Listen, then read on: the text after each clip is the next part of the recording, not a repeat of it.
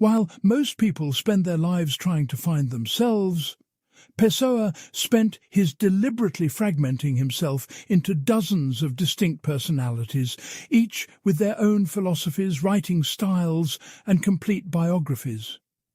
This was not mental illness, creative playfulness, or mere literary technique. Pessoa created what he called heteronyms, a term he carefully distinguished from pseudonyms. A pseudonym is simply a mask you wear. A heteronym is someone else you become. He invented at least 72 of these alternate selves, with 3 main ones becoming fully developed literary figures. Alberto Cairo, the naive shepherd poet who wrote about direct perception without thought. Ricardo Reis, the classical Stoic physician who preached acceptance of fate. And Álvaro de Campos, the modernist engineer who swung between manic exaltation and profound emptiness. Each wrote poetry and prose that contradicted the others. Each had different birthplaces, professions, political views, and philosophies of life. Pessoa himself became simply one more voice in this orchestra of selves. His philosophy cannot be separated from this practice. The heteronyms were not tools for exploring ideas. They were the ideas themselves made flesh. Through them, Pessoa dismantled the European philosophical tradition's core assumption, that there exists a unified, coherent self at the center of consciousness. He proposed instead that identity is fundamentally plural, consciousness inherently fragmented, and the authentic self a convenient fiction we tell ourselves. What we call the self is actually a parade of competing voices, none more real than the others. Every human being, Pessoa suggested, is already multiple. Most of us just lack the courage or clarity to acknowledge it. This raises immediate questions that pierce to the heart of human existence. If there is no unified self, who is responsible for our actions? If consciousness is fragmented, what holds experience together? If all identity is performance, is anything authentic? If the self is fiction, why do we feel so continuous? These questions drove Pessoa's entire philosophical project and remain unresolved in contemporary philosophy and psychology. Part 1. The Dismantling of Identity. The standard story humans tell about identity goes like this. You are born, you develop a personality, you make choices that reflect your character, and throughout all changes you remain fundamentally you. There is continuity, coherence, a thread connecting the child you were to the adult you become. Philosophers from Descartes to Kant to Husserl built elaborate systems on this foundation.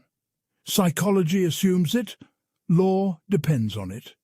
Our entire social world requires believing that the person who commits a crime is the same person who stands trial months later. Pessoa looked at this story and declared it false. Not metaphorically false or poetically false, but actually false. A dangerous illusion that humans cling to because the alternative terrifies them.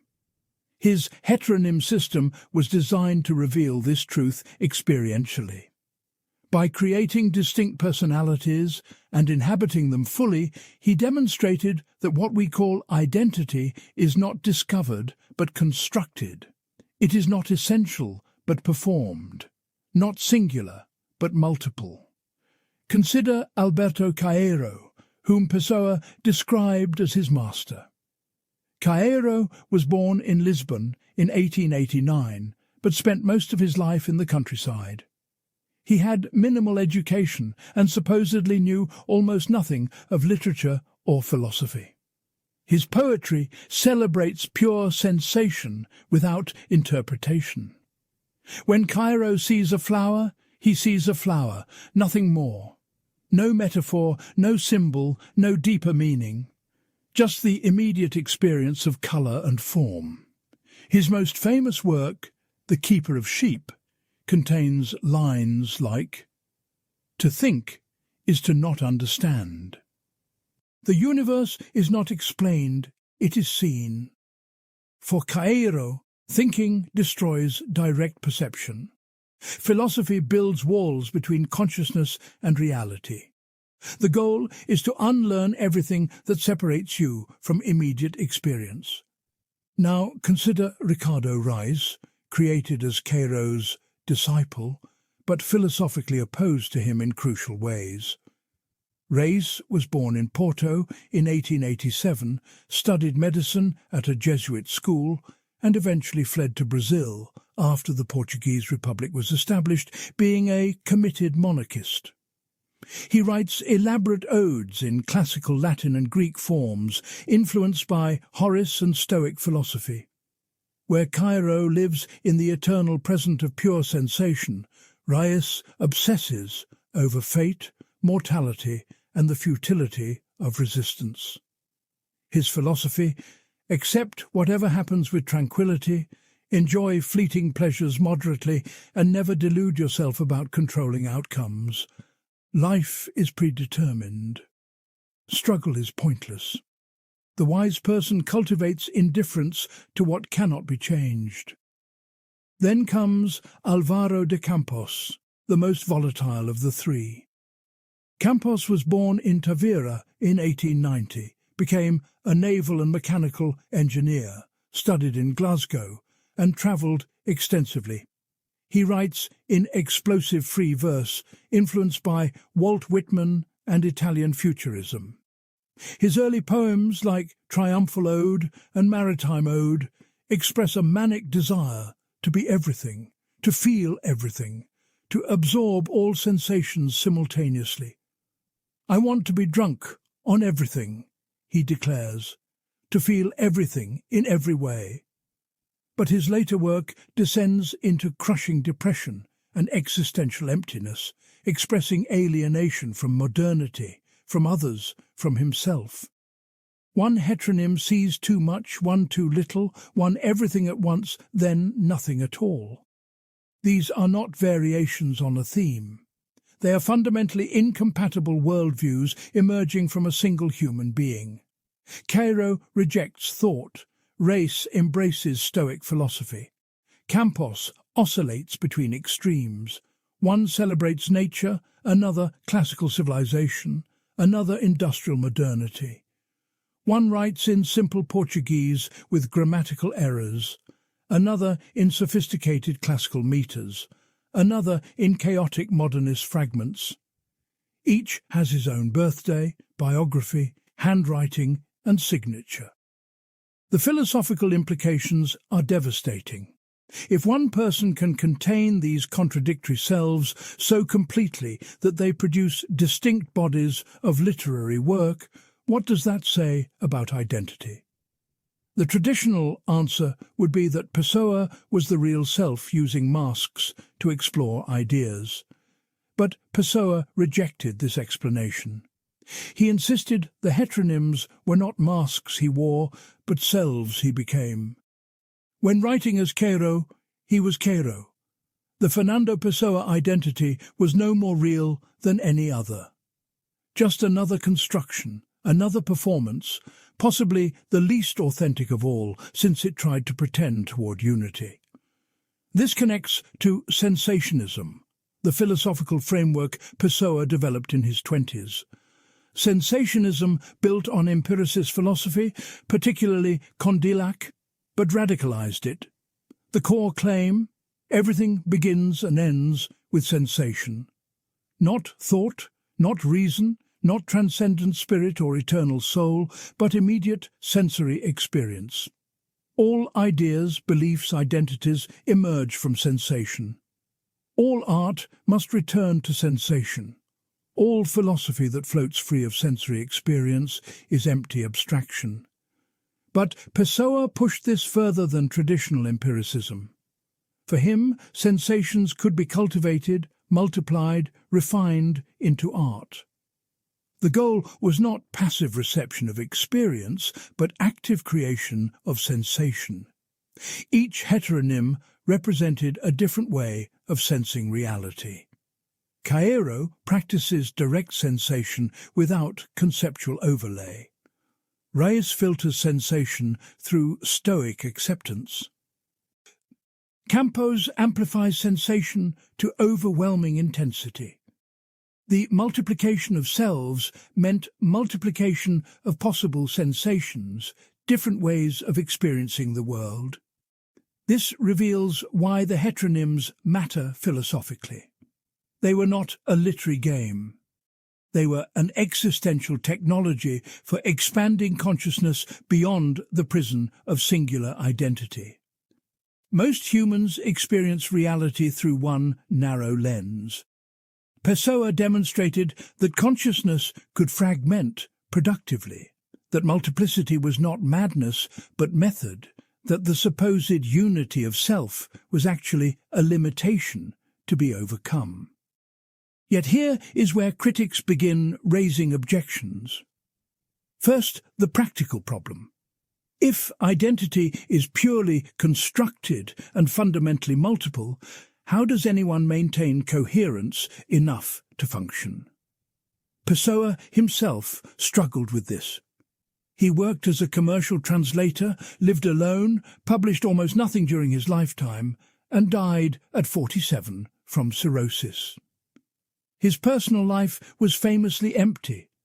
The one serious romantic relationship he attempted with Ophelia Quiroz fell apart because, as he admitted, he could not maintain emotional continuity. Which self was in love?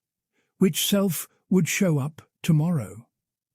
The multiplication of identity that worked brilliantly for literature made ordinary human intimacy nearly impossible. Second, the philosophical problem of responsibility. If there is no unified self, who is accountable for actions? The legal and moral systems require that the person who commits an act can be held responsible later. But if identity is fragmentary and constantly shifting, responsibility becomes impossible to assign. Pessoa acknowledged this implicitly in his writing, but never resolved it. His philosophy describes human experience more accurately than traditional accounts, but offers no framework for ethics or justice. Third, the problem of communication. When Pessoa writes as Cairo or Reis or Campos, who is really speaking? The reader encounters text but cannot locate a stable author behind it. This creates interpretive vertigo. Literary critics debate endlessly whether statements made by heteronyms reflect Pessoa's views or oppose them. The answer is probably both or neither. But this makes dialogue impossible. Communication requires believing that the person speaking now is recognizably the same person you might respond to later. Heteronyms destroy that assurance. Fourth, the empirical question: does consciousness actually work this way? Modern psychology and neuroscience suggest that while humans do experience shifting mental states and can hold contradictory beliefs, there is nevertheless neural continuity, memory integration, and self-narrative that maintains identity over time.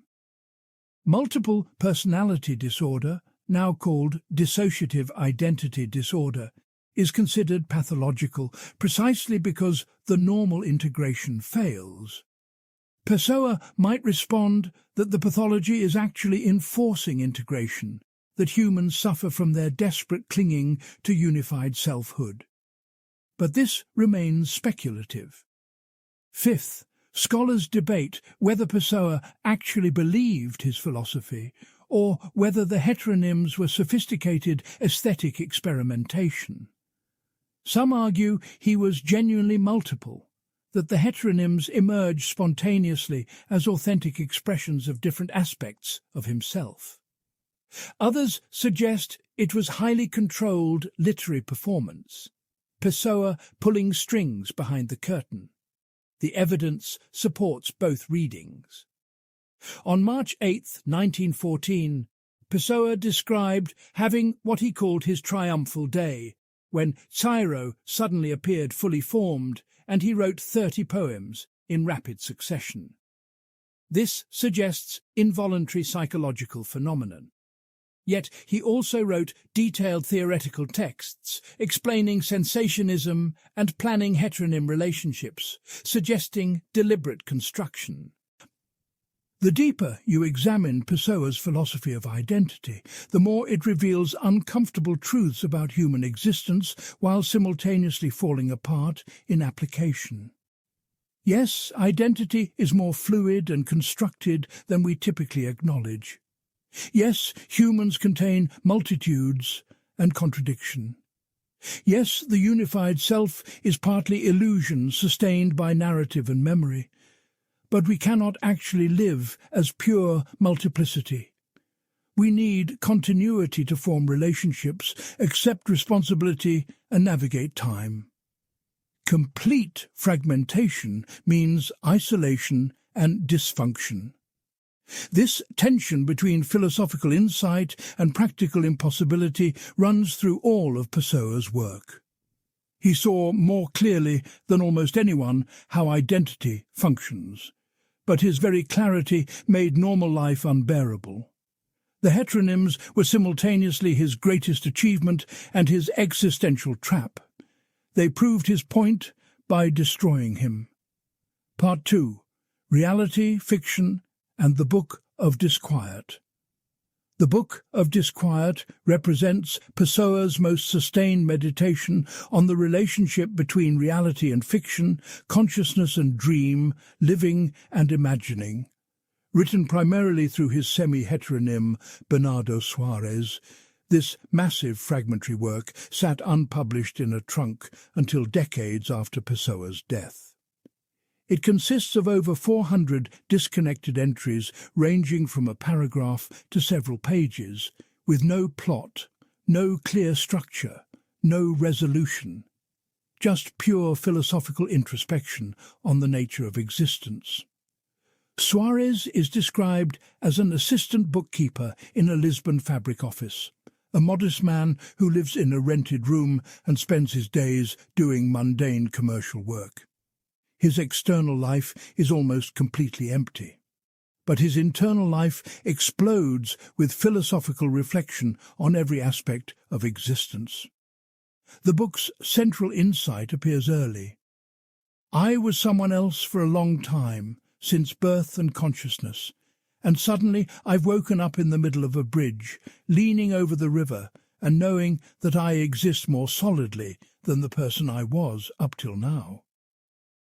This passage captures Pessoa's fundamental claim about reality and fiction. What we call real life, the supposedly solid external world of jobs and relationships and daily routine, is actually a kind of sleepwalking, a consensual hallucination we participate in without awareness. True reality only reveals itself in rare moments of intense self-consciousness, when the veils drop and we see ourselves seeing ourselves.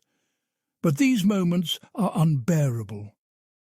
To know nothing about yourself is to live, Soares writes. To know yourself badly is to think. To know yourself in a flash, as I did in this moment, is to have a fleeting notion of the intimate monad, the soul's magic word. But that sudden light scorches everything, consumes everything. It strips us naked of even ourselves. Here Pessoa inverts the Socratic dictum, know thyself. For Socrates, self-knowledge was wisdom's foundation. For Pessoa, self-knowledge is catastrophic. The more clearly you see yourself, the more you realize there is nothing to see. No essential self, no continuous identity, just a series of fragmentary sensations and thoughts momentarily organized into the temporary fiction called I. Living requires not knowing this. Consciousness requires strategic blindness. The person who truly understands their own nature cannot function. This connects to Pessoa's theory about the relationship between literature and life.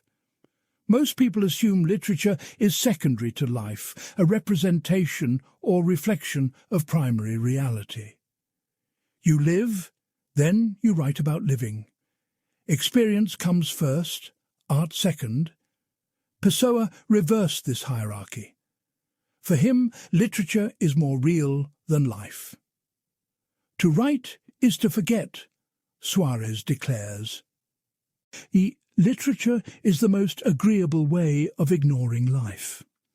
This sounds like escapism, but Pessoa meant something more radical. Life as typically lived is unconscious, automatic, unreflective. You go through motions without awareness. Literature forces consciousness. It makes experience explicit. In writing, you create the reality you fail to notice while living it. The fragmentary structure of the Book of Disquiet embodies this philosophy. Traditional narrative assumes continuity, causation, progress from beginning through middle to end. But Pessoa saw human experience as fundamentally discontinuous. Each moment is complete in itself, unconnected to what came before or follows after. Memory creates false continuity by imposing narrative coherence on disconnected experiences.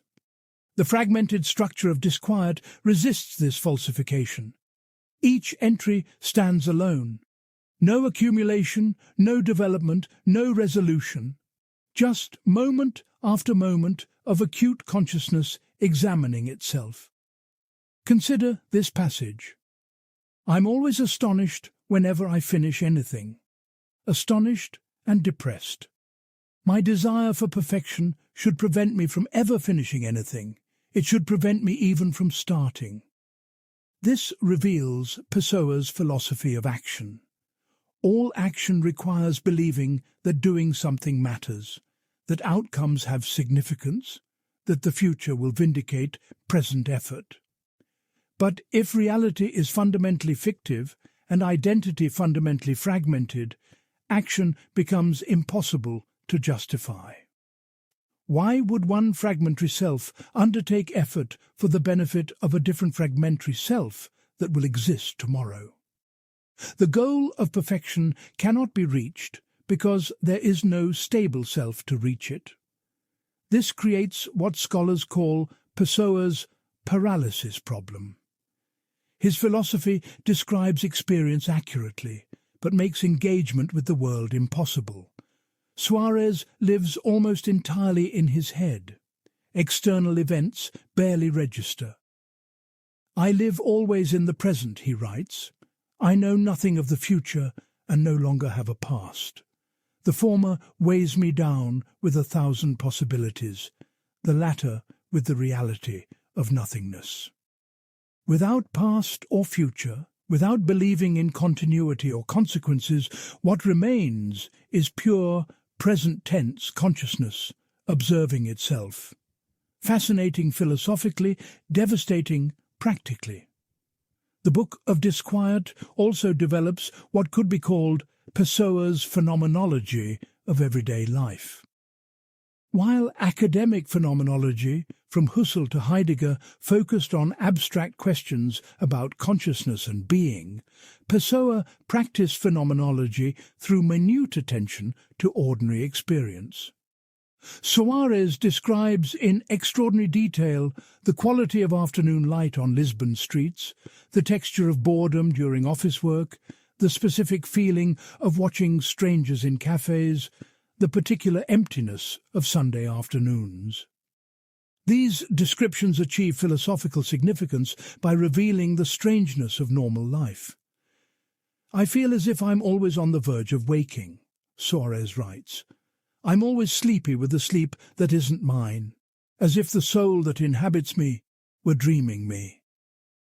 This suggests that waking consciousness is itself a kind of dream. We think we're awake, aware, making choices. But we're actually dreaming while awake, moving through pre-scripted roles without awareness. True awakening would mean seeing through this dream, recognizing the fictive nature of everything we take as real. But complete awakening is impossible because the very structure of consciousness requires some degree of self-deception to operate. Pessoa also develops a sophisticated account of imagination's relationship to reality. For most people, imagination is secondary, a mental faculty that creates unreal images as opposed to perception, which delivers real ones. Pessoa argued the opposite. Imagination is more real than perception because it's more conscious. When you perceive something, your mind passively receives sensory data. When you imagine something, you actively create experience. The imagined is therefore more real because it's more deliberate, more aware. This has profound implications. If imagined experience is more real than lived experience, then the books never written are more real than the books written. The lives never lived are more real than the life lived. The possible is more real than the actual. Suarez writes, "I've dreamed more than Napoleon accomplished. I've held closer to my hypothetical breast more humanities than Christ. I've made secret philosophies that no Kant ever wrote." These are not delusions of grandeur. They're claims about the ontological status of imagination. What exists only in consciousness has a higher grade of reality than what exists unconsciously in the external world. But this creates obvious problems. First, the verification problem. If imagined experience is more real than actual experience, how do you distinguish truth from fantasy? Pessoa's answer would be that this is a false distinction. All experience is fantasy. The question is not which experiences are real versus unreal, but which fantasies are conscious versus unconscious. But this eliminates any external standard for truth. Everything becomes subjective, internal, unprovable. Philosophy becomes impossible because philosophy requires shared reality to discuss. Second, the solipsism problem. If your imagined inner world is more real than the external world, why engage with others at all? Other people exist primarily in your imagination anyway. The actual person standing before you is less real than your idea of them. This leads to radical isolation. Pessoa lived this. He had few close relationships, avoided emotional intimacy, and spent most of his time alone writing. The philosophy that made his art possible made his life nearly unlivable. Third, the value problem. If actual achievement matters less than imagined achievement, all motivation for action disappears. Why actually write the book when the imagined book is more real? Why accomplish anything when imagining accomplishment suffices? Pessoa struggled with this throughout his life. He left thousands of fragments unfinished, hundreds of projects incomplete. His philosophy justified this incompletion by making actual completion less valuable than imagined completion. But this means his philosophy is fundamentally anti-productive. It undermines the conditions necessary for its own articulation. Fourth, scholars debate whether Pessoa actually believed his claims about imagination's superiority, or whether he was rationalizing his own failures. He published almost nothing during his lifetime, achieved little external recognition, lived in obscurity. His philosophy conveniently makes obscurity superior to fame, incompletion superior to completion, inner life superior to outer achievement. Critics suggest this is sophisticated self-justification, not genuine philosophy. Pessoa would likely respond that this criticism assumes the traditional hierarchy of values he rejected, but the suspicion remains. Fifth, the Book of Disquiet raises questions about authenticity that Pessoa never resolved. If Suarez is a semi-heteronym, a partial fiction, how much of the book reflects Pessoa's actual beliefs versus Suarez's fictional ones. Pessoa described Suarez as me without my rationalism and emotions, a mutilation of himself. But what does this mean? If Suarez is Pessoa minus certain qualities, are the remaining qualities truly Pessoa's? Or is even the supposedly authentic Pessoa just another construction? The text provides no answer because answering would require a stable authorial identity that Pessoa rejected. The philosophical power of the Book of Disquiet lies in its sustained demonstration that reality is less solid than we pretend, that fiction and fact interpenetrate constantly, that consciousness and dream are not opposites but neighbours, that the most intense experiences happen in imagination, not action, that life, as typically lived, is a form of sleepwalking from which most people never awaken. These insights remain philosophically valuable, even if they're practically catastrophic. But the book also reveals the limits of radical subjectivism. Yes, consciousness constructs much of what we call reality. Yes, imagination shapes experience profoundly. Yes, the self is less unified than traditional philosophy assume. But completely denying external reality, completely privileging imagination over action, completely fragmenting identity leads nowhere livable. Pessoa demonstrated this by living it. His philosophy was brilliant and true in important ways. It was also a recipe for isolation, paralysis, and eventual destruction. The question is whether you can accept the insights without accepting the consequences, whether you can see through the illusion while still functioning within it. Pessoa never found that balance. Perhaps it doesn't exist. Part 3. Consciousness, Self-Knowledge, and Phenomenology. Pessoa developed one of the 20th century's most radical accounts of consciousness, one that anticipated and in some ways exceeded phenomenology's insights while arriving through literary rather than academic methods. His fundamental claim: consciousness is not a unified field, but a multiplicity of perspectives, not a stable witness, but a constantly shifting viewpoint, not a transparent access to self-knowledge, but an elaborate mechanism for self-deception. Start with the problem of self-knowledge. The Socratic tradition assumed that knowing yourself is possible and desirable. You examine your beliefs, desires, and character. You reflect on your experiences and motivations. Through sustained introspection, you achieve clarity about who you are. Enlightenment philosophy built on this, claiming the thinking subject has privileged access to its own mental states.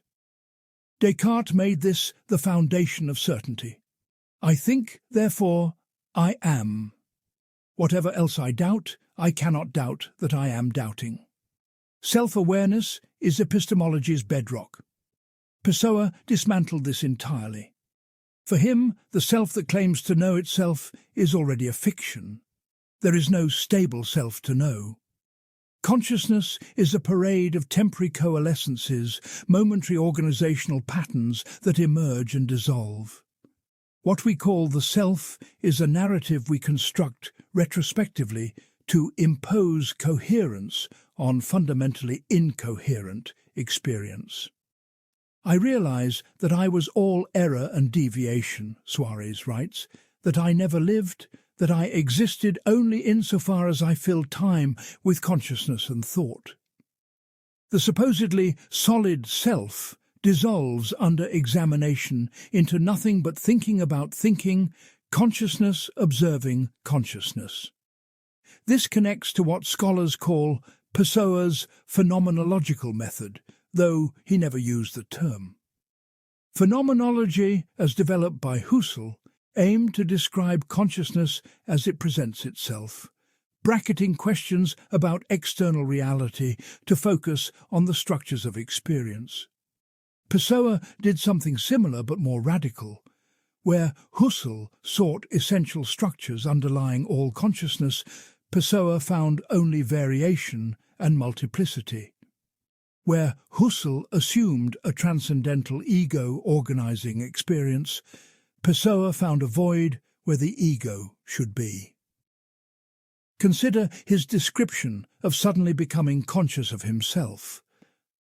"I'm dazed by a sarcastic terror of life, a despondency that exceeds the limits of my conscious being. I realize that I was all error and deviation, that I never lived, that I existed only insofar as I filled time with consciousness and thought. This sudden awareness of my true being, of this being that has always sleepily wandered between what it feels and what it sees, weighs on me like an untold sentence to serve." This passage reveals Pessoa's core insight about consciousness. It operates primarily to avoid seeing itself clearly. Ordinary consciousness is a kind of sleepwalking, a hypnotic state where you go through motions without awareness. Genuine self-awareness is rare, brief, and terrifying. When consciousness truly sees itself, it recognizes its own emptiness. There is no substantial self behind the parade of thoughts and sensations, just process, flux, change. The supposed unity of consciousness is a convenient lie. Consciousness tells itself to keep functioning. This has connections to Buddhist philosophy's doctrine of no self, though Pessoa arrived at it independently through Western philosophical tradition and personal experience. Buddhism claims the self is an illusion produced by attachment and ignorance. Liberation requires seeing through this illusion to the impersonal processes underlying experience. Pessoa reached similar conclusions but drew opposite practical implications. Where Buddhism offers meditation practices to dissolve the illusion and achieve peace, Pessoa offered heteronyms to multiply the illusion and achieve artistic productivity. Both recognize the self's fictional status. They differ on what to do about it. Pessoa also developed what could be called a philosophy of attention. Attention is not neutral. Where and how you direct attention shapes what appears in consciousness. Most people live in a kind of attention deficit, barely noticing experience as it occurs. They move through life half asleep, responding automatically to stimuli without awareness. Genuine consciousness requires sustained attention to attention itself, watching yourself watching, thinking about thinking. This meta-awareness is exhausting and usually impossible to maintain, but it's the only mode in which consciousness grasps its own nature. The heteronyms represent different attentional strategies. Cairo practices attention without thought, pure perception of sensory data without conceptual overlay. His attention aims to recover the immediacy of childlike consciousness before language and culture impose categories. The only mystery is there being someone who thinks about mystery, Cairo writes, dismissing all philosophical questioning in favor of direct sensation. For Cairo, consciousness becomes luminous when it stops interfering with perception, when thought dissolves into pure seeing. Reis practices attention filtered through stoic acceptance. He attends to experience while maintaining emotional distance, observing pleasure and pain with equal detachment. His attention includes awareness of mortality, fate, and the futility of resistance. This produces a melancholic but tranquil consciousness that accepts everything because it expects nothing. See life from a distance, Reis advises. Never question it. There's nothing it can tell you. Consciousness here becomes wise through withdrawal, through refusing engagement that would disturb its equilibrium. Campos practices attention as overwhelming intensity.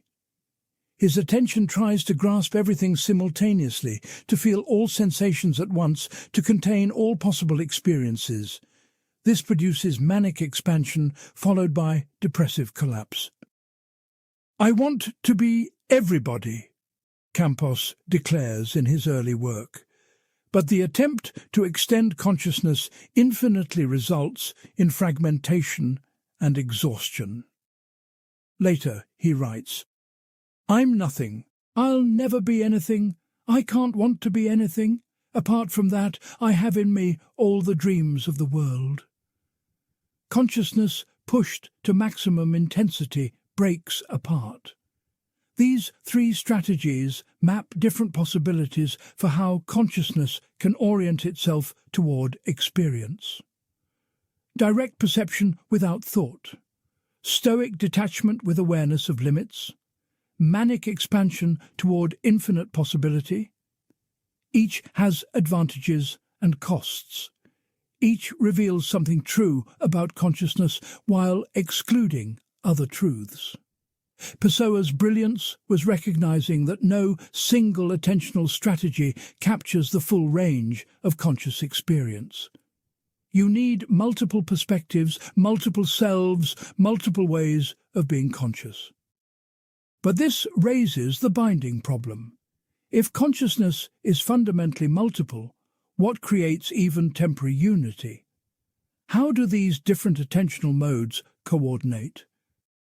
When Pessoa writes as Cairo versus Race versus Campos, something switches.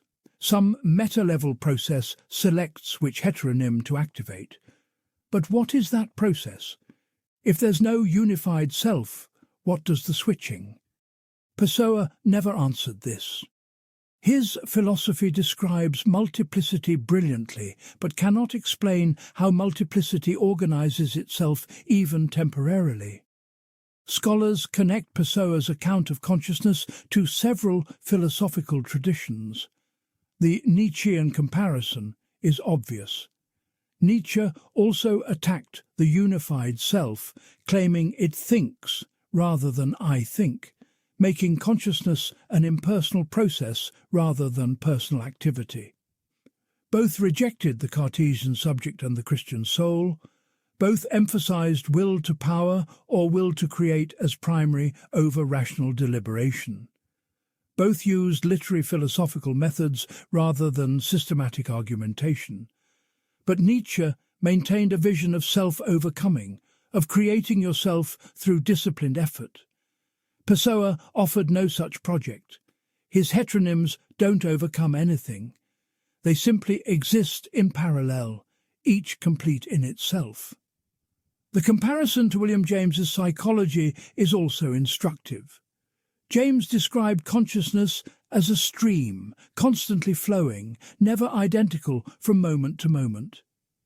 He rejected the idea of a substantial self behind experience, proposing instead that the self is just the current thought appropriating previous thoughts. Pessoa agreed, but went further. James still assumed one stream per person. Pessoa demonstrated multiple streams, fundamentally different currents of consciousness operating within a single biological organism.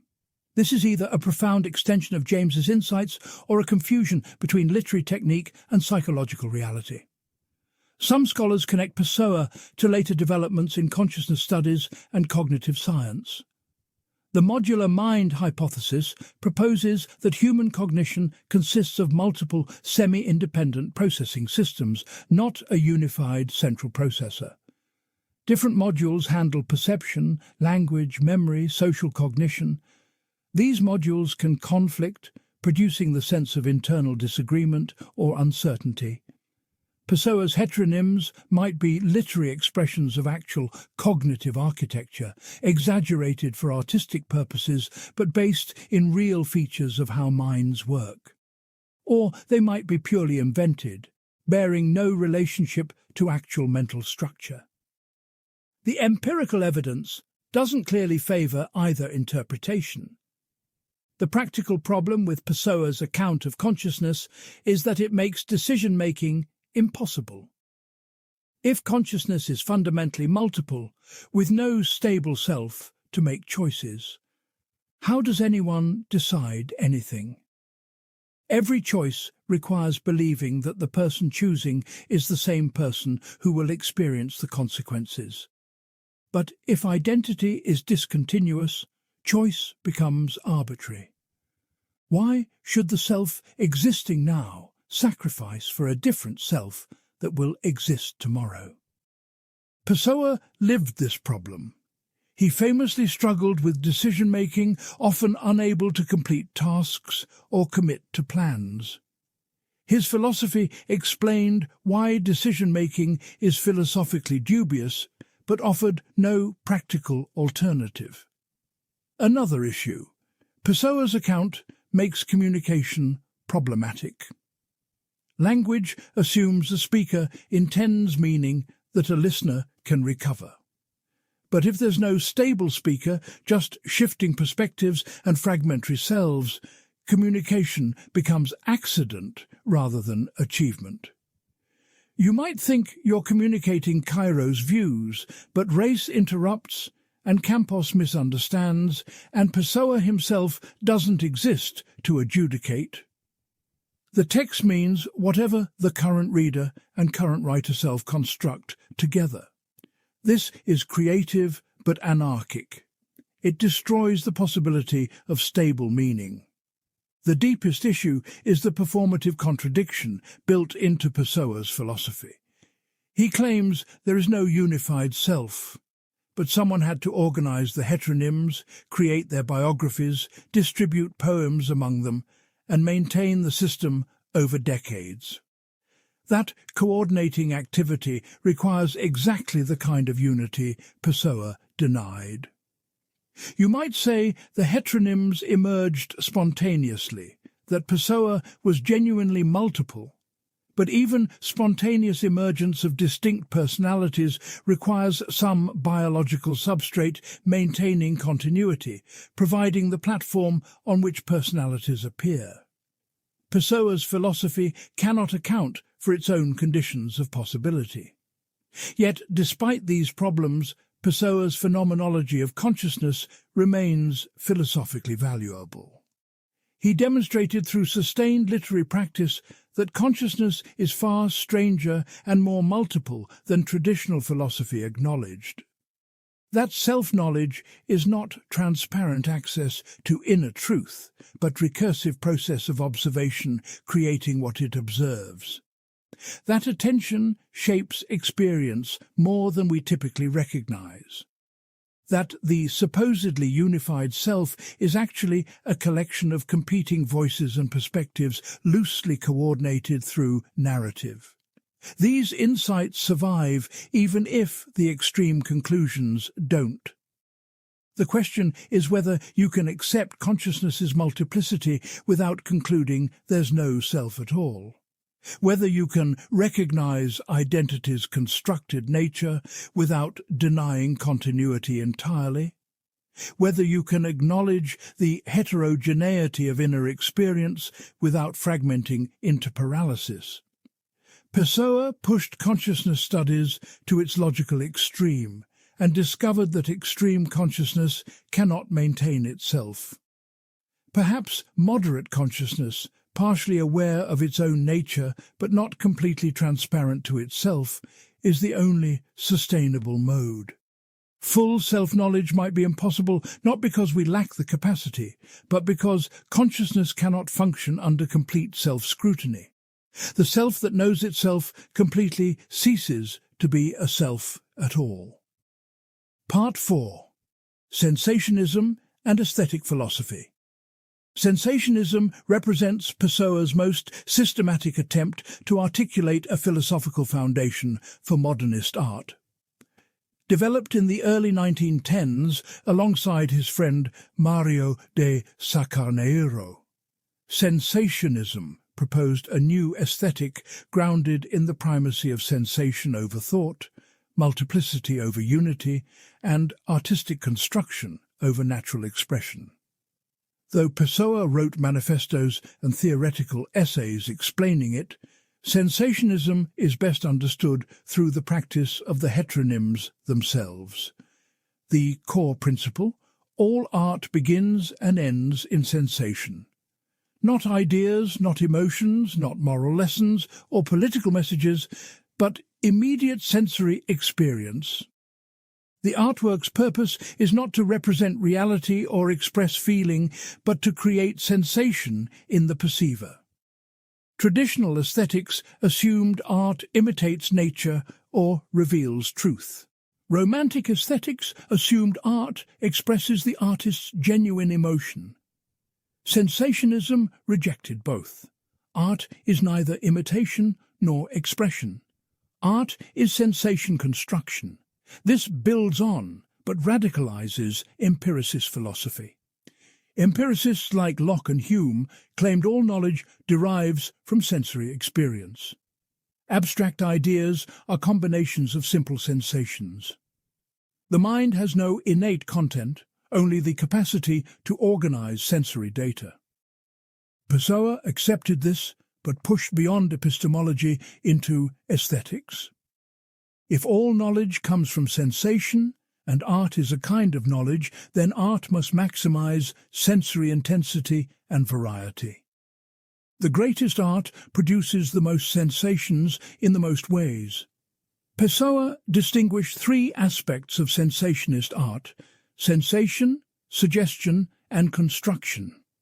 Sensation is the immediate sensory impact, the direct perceptual effect the artwork produces.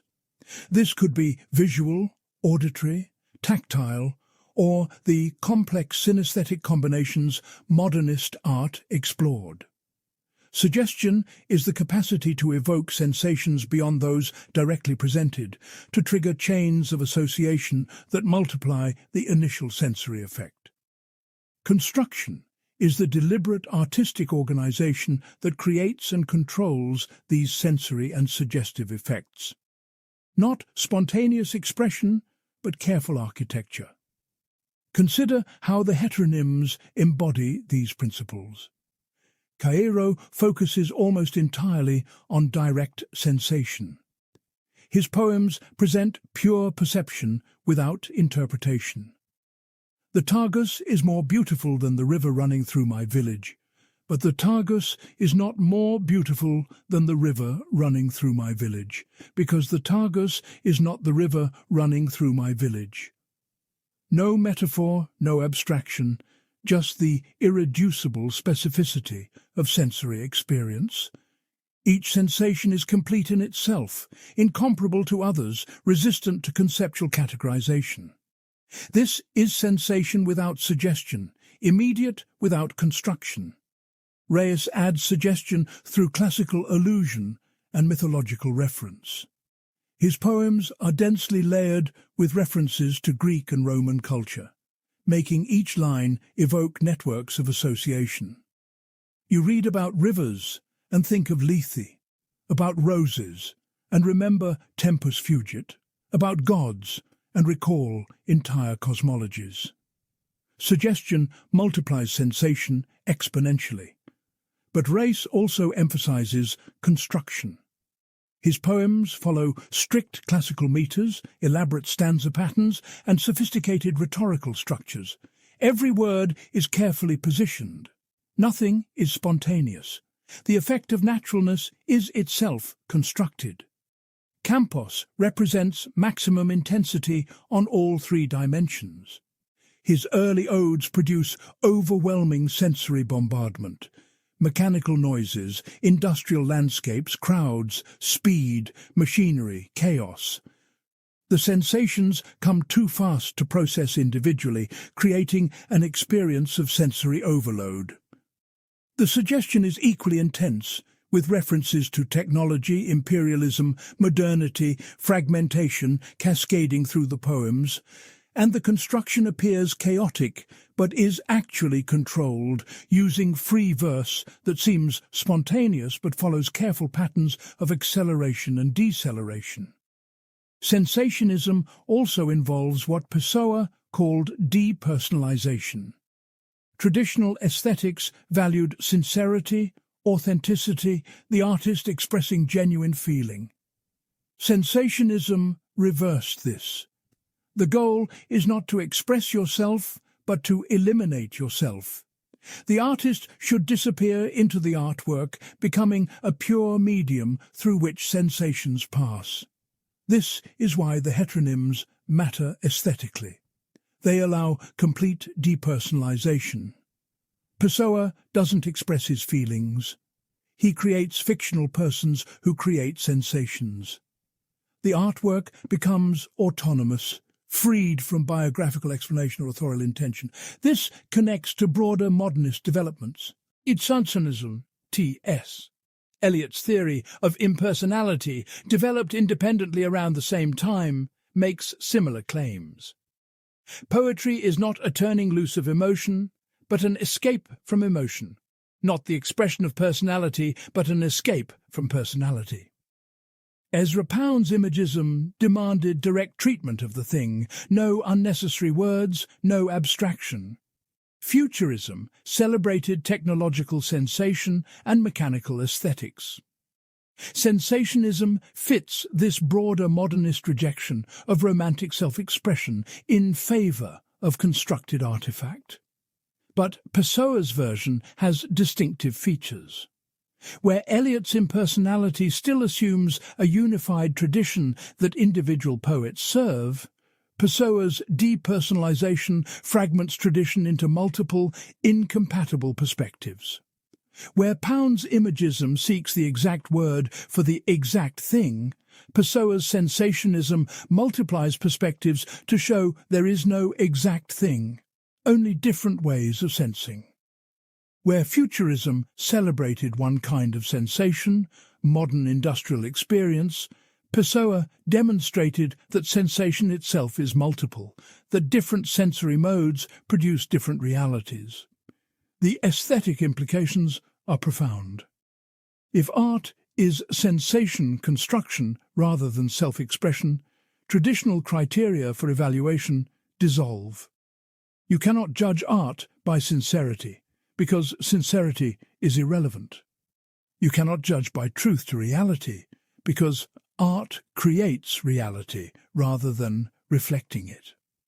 You cannot judge by emotional impact, because emotion is just one type of sensation among many. The only criterion becomes, does the artwork successfully create intense, multiple, sustained sensations? This is simultaneously liberating and anarchic. Liberating because it opens art to unlimited experimentation. Anarchic because it provides no stable standards for judgment. Pessoa also developed ideas about the relationship between different art forms. Traditional aesthetics treated painting, music, poetry, sculpture as separate domains with different rules. Sensationism suggests they're all varieties of sensation construction, differing in medium but identical in principle. This opens possibility for synesthetic art that combines modes. Pessoa experimented with this, writing poems that aimed for musical effects, describing paintings verbally, creating verbal equivalents of visual abstraction. The heteronyms themselves function synesthetically, each one a different sensory mode for experiencing reality. But sensationism faces severe philosophical problems. First, the relativism problem.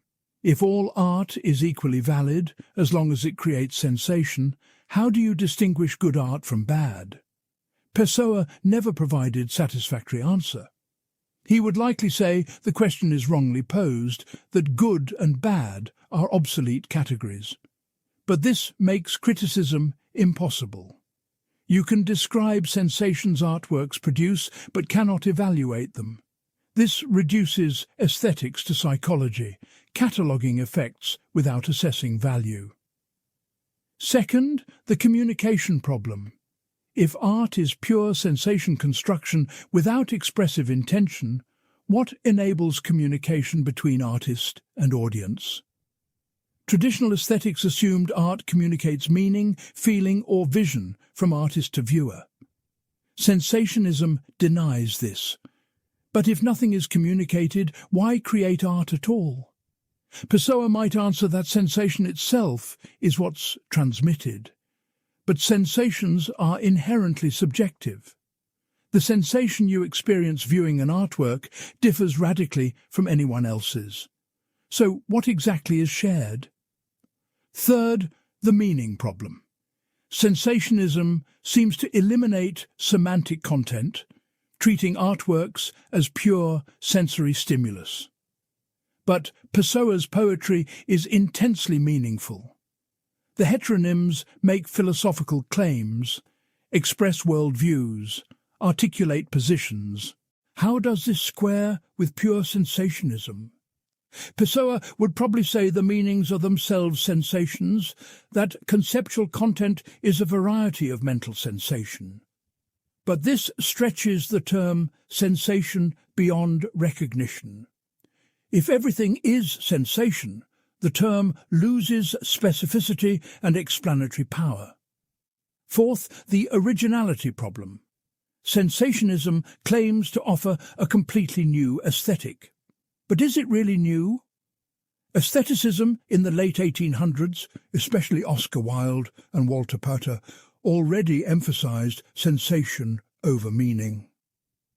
All art is quite useless, Wilde declared, meaning art needs no justification beyond sensory pleasure.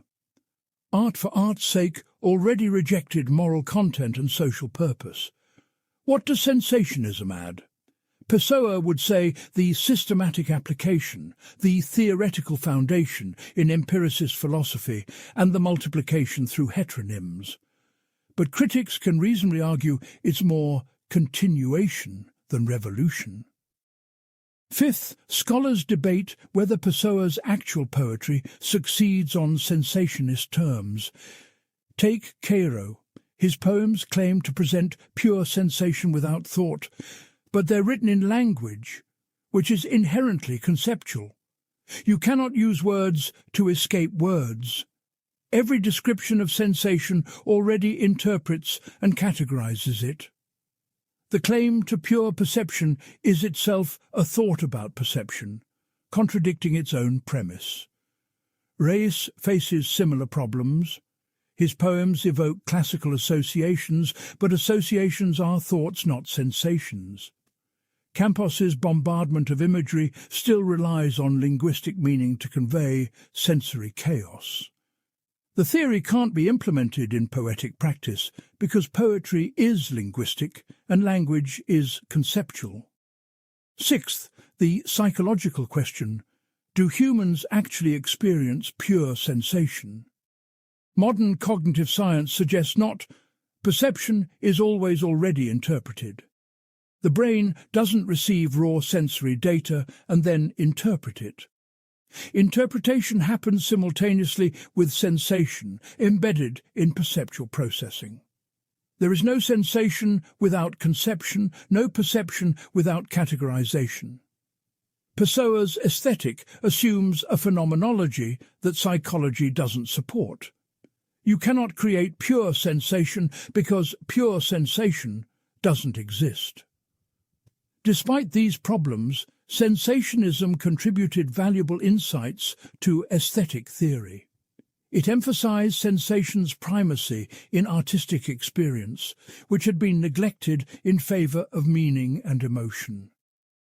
It recognized that artworks construct reality rather than reflecting it, anticipating constructivist approaches in aesthetics. It valued multiplicity over unity, opening space for fragmentation and contradiction in art. It demonstrated through practice that a single artist could produce radically different styles by adopting different sensory orientations. These contributions remain valuable even if the extreme theoretical claims fail. The practical legacy of sensationism appears in how it enabled Pessoa's actual poetry. Whatever the philosophical problems, the heteronyms produced extraordinary work precisely by applying sensationist principles, Caieiro's poems achieve remarkable clarity and freshness by stripping away conceptual overlay. Reis's classical precision creates haunting meditations on time and mortality. Campos's explosive energy captures modernity's sensory intensity and psychological cost. The aesthetic theory worked artistically even if it failed philosophically. This suggests that philosophical coherence and artistic productivity are different things, that an incoherent theory can enable great art. The question is whether sensationism tells us something true about art or only about Pessoa's art. Does it reveal universal principles or describe one peculiar case? Pessoa believed he had discovered fundamental truths about aesthetic experience. Most scholars think he described his own creative process and mistook it for general law. The heteronyms worked for him because of his particular psychology, not because they embody necessary artistic principles. Other artists create successfully through completely different methods. Sincerity works for confessional poets. Unity works for classical artists. Expression works for romantics. Sensationism is one option among many, valuable for some artists, but not universal. Perhaps the deepest issue is that sensationism, like all of Pessoa's philosophy, pushes insights to extremes that make them collapse. Yes, sensation matters in art, but so do meaning, emotion, form, tradition, innovation. Yes, depersonalization can be productive, but so can authentic expression. Yes, multiplicity expands possibility, but so does sustained focus on one vision. Sensationism captures important truths about aesthetic experience while exaggerating them into a totalizing theory that cannot account for art's actual diversity. The value lies in the partial insights, not the complete system. Part 5. Political Philosophy and the Fifth Empire. Pessoa's political thought remains controversial and contradictory, mixing reactionary nationalism with anarchist individualism, messianic prophecy with cynical realism, esoteric mysticism with concrete policy proposals. At the centre lies the concept of the Fifth Empire, a mystical vision of Portugal's future cultural and spiritual dominion over humanity. Understanding this requires examining both the political context of early 20th century Portugal and the esoteric traditions Pessoa drew upon. Portugal in Pessoa's lifetime experienced extreme instability. The monarchy fell in 1910, replaced by a republican government that lurched between factions. Political assassinations, military coups, and constant upheaval characterized the First Republic. Pessoa watched this chaos with contempt. He despised republican democracy, considering it mob rule by the incompetent. He despised socialism and communism, which he saw as threats to individual liberty. He briefly supported the military dictatorship of Sidonio Pais, even writing a poem celebrating him as a mythic figure. After Pais's assassination in 1918, Pessoa became increasingly pessimistic about Portugal's political future. The Fifth Empire concept offered an alternative to this present degradation. Drawing on the prophecies of 16th-century Portuguese mystics like Goncalo Anes Bandara and 17th-century Jesuit Antonio Vieira, Pessoa envisioned Portugal leading humanity into a new age of cultural and spiritual synthesis. Not through military conquest or economic power, Portugal had lost those, but through language, culture, and mystical insight. The Portuguese language would become, in Pessoa's phrase, the language of the future, spreading Portuguese spiritual values globally. This built on a long Portuguese tradition called Sebastianism. King Sebastian disappeared in battle in 1578, and legends arose that he would return to restore Portugal's glory. This messianic belief persisted for centuries, particularly among common people. Vieira reinterpreted it intellectually, proposing that the Fifth Empire prophesied in the biblical book of Daniel would be Portuguese, succeeding the Assyrian, Persian, Greek and Roman empires. Pessoa adopted and modified this, making the Fifth Empire not territorial but spiritual and cultural. In Pessoa's scheme, history progresses through 5 empires, each contributing something essential. Greece provided knowledge and philosophy, Rome expanded Greek culture and law, Christianity synthesized Greco-Roman civilization with Eastern elements, Europe, and specifically the British Empire, spread this synthesis worldwide through English individualism and commerce. The Fifth Empire would complete this progression by achieving ultimate synthesis of material and spiritual knowledge, reason and mysticism, Western and Eastern wisdom.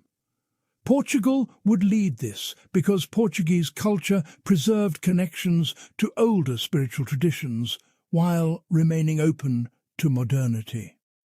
His only book published during his lifetime, Message, articulates this vision through 44 short poems celebrating Portuguese history and prophecy. The book's 3 sections trace Portuguese destiny, from mythic origins through historical greatness to future fulfillment. The 3rd section, The Hidden One, explicitly invokes the Fifth Empire, using King Sebastian as symbol of the messianic figure, who will inaugurate the new age. The Hidden One also links to esoteric tradition, referring to secret knowledge preserved by initiates who will reveal it when the time is right. Pessoa took this seriously. He studied astrology extensively, creating birth charts to predict Portugal's destiny.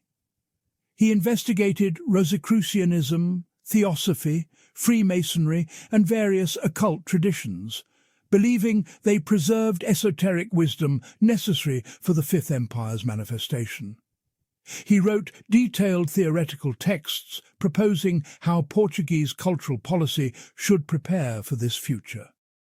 He saw his own literary work, especially the heteronyms, as contributing to the Fifth Empire by demonstrating Portugal's cultural sophistication and philosophical depth. But here is where Pessoa's political thought becomes deeply problematic. His nationalism easily shaded into xenophobia. He wrote disparagingly about Africans, Asians, and various European peoples. He considered Portuguese culture superior to others, destined for spiritual leadership by divine providence or historical necessity. He supported authoritarianism, arguing that democracy empowers mediocrity while dictatorship can elevate the exceptional. He praised certain aspects of fascism, particularly its corporatist economics and rejection of parliamentary democracy.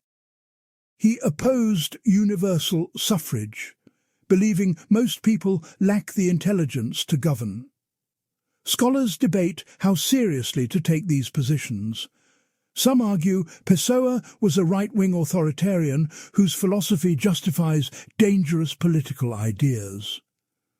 Others argue his positions were more complex, that he opposed Salazar's regime despite earlier support for dictatorship, that his individualism contradicted totalitarianism, that his mysticism was personal rather than political. The truth seems to be that Pessoa held contradictory political views that he never integrated coherently.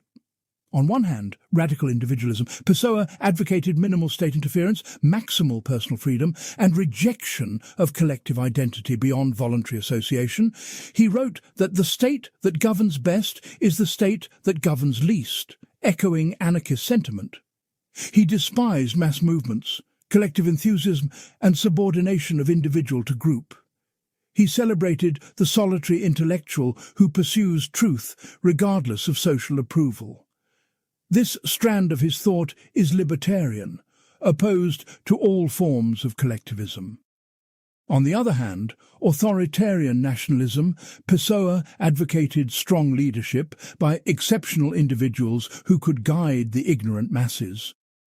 He supported hierarchy, order, and traditional values against democratic levelling.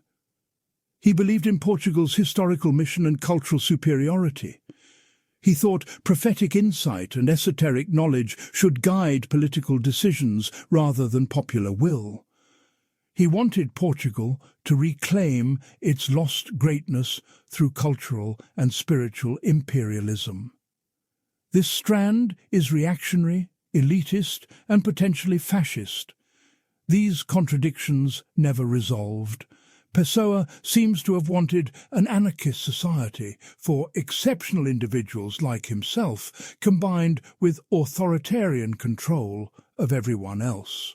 He wanted freedom for the spiritual aristocracy and discipline for the masses. He wanted Portugal to dominate culturally while individuals within Portugal pursue solitary paths. This is incoherent as political philosophy, but psychologically revealing. Pessoa identified with the exceptional and despised the ordinary, wanted recognition for his genius while avoiding social engagement, dreamed of collective greatness while living in isolation. The Fifth Empire concept specifically faces several devastating critiques. First, the empirical problem. There is no evidence Portugal will or could lead a global spiritual transformation. Portugal in Pessoa's time was declining, politically unstable, economically backward, losing its colonies. Nothing suggested imminent cultural dominance. Pessoa recognized this, which is why he made the Fifth Empire spiritual rather than material. But spiritual influence is even harder to verify. How would you know if Portugal achieved spiritual leadership? By what measure? Pessoa provided no answer beyond mystical assertion. Second, the historical problem. The pattern Pessoa identified in previous empires is questionable. Did Greece really provide all knowledge? Did Rome merely spread Greek culture? Did Christianity synthesize them completely? Did Europe succeed Christianity rather than developing within it? Did British individualism represent Europe's contribution? Historians would dispute all these claims. Pessoa's historical narrative is mythological, not factual. It projects his desires backward to find precedent for predictions forward. Third, the linguistic problem. Pessoa claimed Portuguese would become the language of the future. Why? Portuguese was and remains a minor world language compared to English, Spanish, Chinese, Arabic. Brazil has more Portuguese speakers than Portugal, and Brazil was developing independently with different cultural priorities. The linguistic claim makes no sense unless you believe in mystical language properties, that Portuguese somehow embodies spiritual truths other languages cannot express. But this is language mysticism, not linguistics. Fourth, the colonial problem. Portugal maintained colonies in Africa and Asia throughout Pessoa's life. The Fifth Empire concept relies on Portugal's historical role as colonizer and implies continued Portuguese cultural influence over former colonies. But colonialism involved exploitation, slavery, violence, and cultural destruction. The notion that Portugal should lead a spiritual empire carries colonial assumptions about European superiority and the civilizing mission. Post-colonial critics rightly identify this as imperialist ideology dressed in mystical language. Fifth, the fascism problem. While Pessoa's relationship to fascism is complex, the Fifth Empire concept shares fascist characteristics. It emphasizes national greatness, historical mission, the need for strong leadership, the value of hierarchy, and the superiority of one people over others. It uses mystical and mythological justifications for political goals. It combines reactionary content with revolutionary rhetoric. These are fascist tropes. Pessoa might object that his nationalism was cultural, not racial, spiritual, not material. But the distinction matters less than the underlying structure of thinking. Sixth, scholars debate whether the Fifth Empire represents genuine political vision or literary mythology. Did Pessoa actually believe Portugal would achieve global spiritual leadership? Or was it a poetic conceit, a mythological framework for artistic production? His astrological predictions suggest genuine belief. But his ironic distance in other writings suggests awareness that mythology and reality differ. Perhaps he inhabited both positions simultaneously, believing and not believing, treating the Fifth Empire as real prophecy and useful fiction. The practical political implications of Pessoa's thought are minimal. He influenced no movements, proposed no concrete policies that were implemented, left no political legacy beyond his writings. His politics matter primarily for understanding his philosophy and poetry, not for actual political impact. But they do reveal how philosophical brilliance can coexist with political stupidity, how linguistic genius can produce ideological nonsense, how personal isolation can generate grandiose collective fantasies. The question is whether you can separate Pessoa's valuable philosophical insights about identity and consciousness from his problematic political views. Many scholars say yes, that his metaphysics and aesthetics stand independently of his nationalism. Others argue the connections run deeper, that the same impulse to fragment the self appears in his nationalist mythology, that his political thought reveals authoritarianism implicit in his philosophy. The debate continues without resolution. What seems clear is that Pessoa's political thought represents his philosophy's failure when applied to collective life. His insights about individual consciousness, identity's multiplicity, and the fictional nature of self do not scale to politics. Nations are not like persons. Collective identity requires precisely the unified narrative Pessoa's philosophy undermines. Political action demands commitment, his skepticism prevents. Social life needs stability, his multiplicity destroys. His attempt to think politically produced either contradictory nonsense or dangerous mysticism. The philosopher of fragmentation could not imagine coherent collective existence. Perhaps this reveals philosophy's limits. Some questions require answers that transcend individual consciousness. Political philosophy must account for how millions coordinate action, share meaning, and build institutions. Pessoa's radical individualism and skepticism about unified identity make such accounting impossible. His philosophy works brilliantly for understanding one strange person's inner life. It fails completely at explaining how people live together. The political thought is where the philosophy's practical bankruptcy becomes undeniable. Part 6. Esotericism, Mysticism, and Symbolic Thinking. Pessoa's engagement with esoteric traditions, occult practices, and mystical philosophy represents one of his thought's most neglected dimensions. While scholars focus on his literary modernism and philosophical insights, they often downplay or ignore his serious lifelong study of astrology, Rosicrucianism, Hermeticism, Kabbalah, Theosophy, and various Western esoteric currents. Yet Pessoa himself considered this dimension essential, not peripheral. His mysticism was not metaphorical or ironic. He genuinely believed in astral influences, spiritual hierarchies, and hidden knowledge accessible only to initiates. The key to understanding this is Pessoa's commitment to symbolic thinking. He wrote early on, "My thinking is condemned to symbol and analogy." For most people trained in scientific rationalism, this is a limitation. Symbolic thinking is pre-scientific, a primitive mode that science supersedes. Pessoa reversed this valuation. He considered symbolic thinking superior to rational analysis because symbols capture relationships that discursive reason misses. Symbols reveal connections, analogies, and correspondences that rational thought, with its demand for literal truth and logical consistency, cannot grasp. This connects to Hermetic philosophy's core principle: as above, so below. The universe is organized through correspondences between different levels of reality. What happens in the celestial realm reflects in the terrestrial. What occurs in the macrocosm mirrors in the microcosm.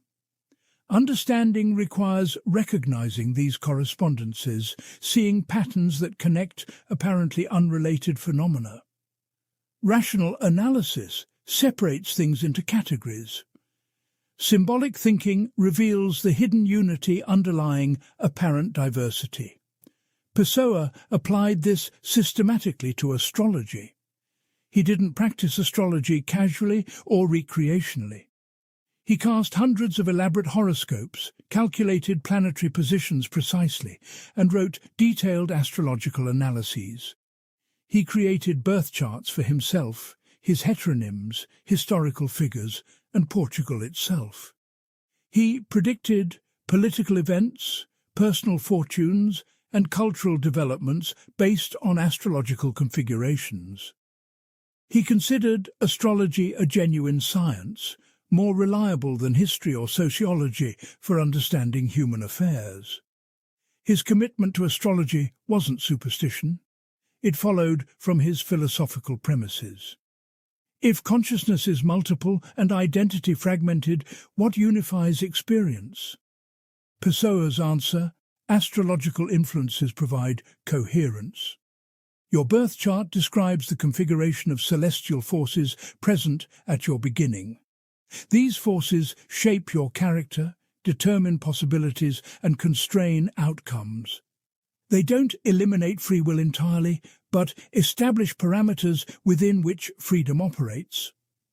The heteronyms each had birth charts because they each required different astrological foundations to explain their different personalities. He also engaged deeply with Rosicrucianism, a mystical Christian tradition claiming to possess secret wisdom from ancient initiates. Rosicrucians believe in spiritual evolution, esoteric Christianity, and the approaching transformation of humanity into higher consciousness. They use alchemical symbolism, geometric mysticism, and elaborate mythological narratives. Pessoa absorbed all this, incorporating it into his vision of the Fifth Empire. The Fifth Empire wasn't just political fantasy. It was Rosicrucian prophecy, the age of spiritual transformation that esoteric tradition predicted. He studied sacred geometry extensively, believing geometric forms possessed mystical significance. Circles, triangles, squares, and complex geometric patterns weren't merely mathematical abstractions. They were archetypes expressing divine structure. The universe itself is geometrically organized, and understanding these patterns provides access to fundamental reality. His poetry frequently uses geometric imagery, not decoratively, but philosophically, expressing truths that discursive language cannot articulate. Pessoa also investigated Kabbalah, Jewish mystical tradition focused on the structure of divine emanation and the hidden meanings in sacred texts. Kabbalistic concepts like the Tree of Life, the Sephiroth, and the idea that reality consists of multiple interpenetrating levels influenced his thinking about consciousness and identity. The heteronyms might be understood Kabbalistically as different Sephiroth, different aspects of divine consciousness expressed through human personality. He joined and was initiated into Freemasonry, though the extent of his involvement remains debated. Masonic symbolism appears throughout his work. The emphasis on hidden knowledge, gradual initiation, symbolic ritual, and spiritual brotherhood aligned with his worldview. He also engaged with theosophy, Helena Blavatsky's syncretic spiritual system combining Eastern and Western mysticism. Theosophical ideas about karma, reincarnation, spiritual hierarchies, and evolutionary consciousness appear in his writings. The question scholars struggle with: did Pessoa actually believe this? Was his mysticism genuine spiritual conviction or elaborate intellectual play? The evidence suggests genuine belief combined with intellectual sophistication. He took esoteric practices seriously, devoted enormous time to occult study, and wrote sincerely about spiritual realities.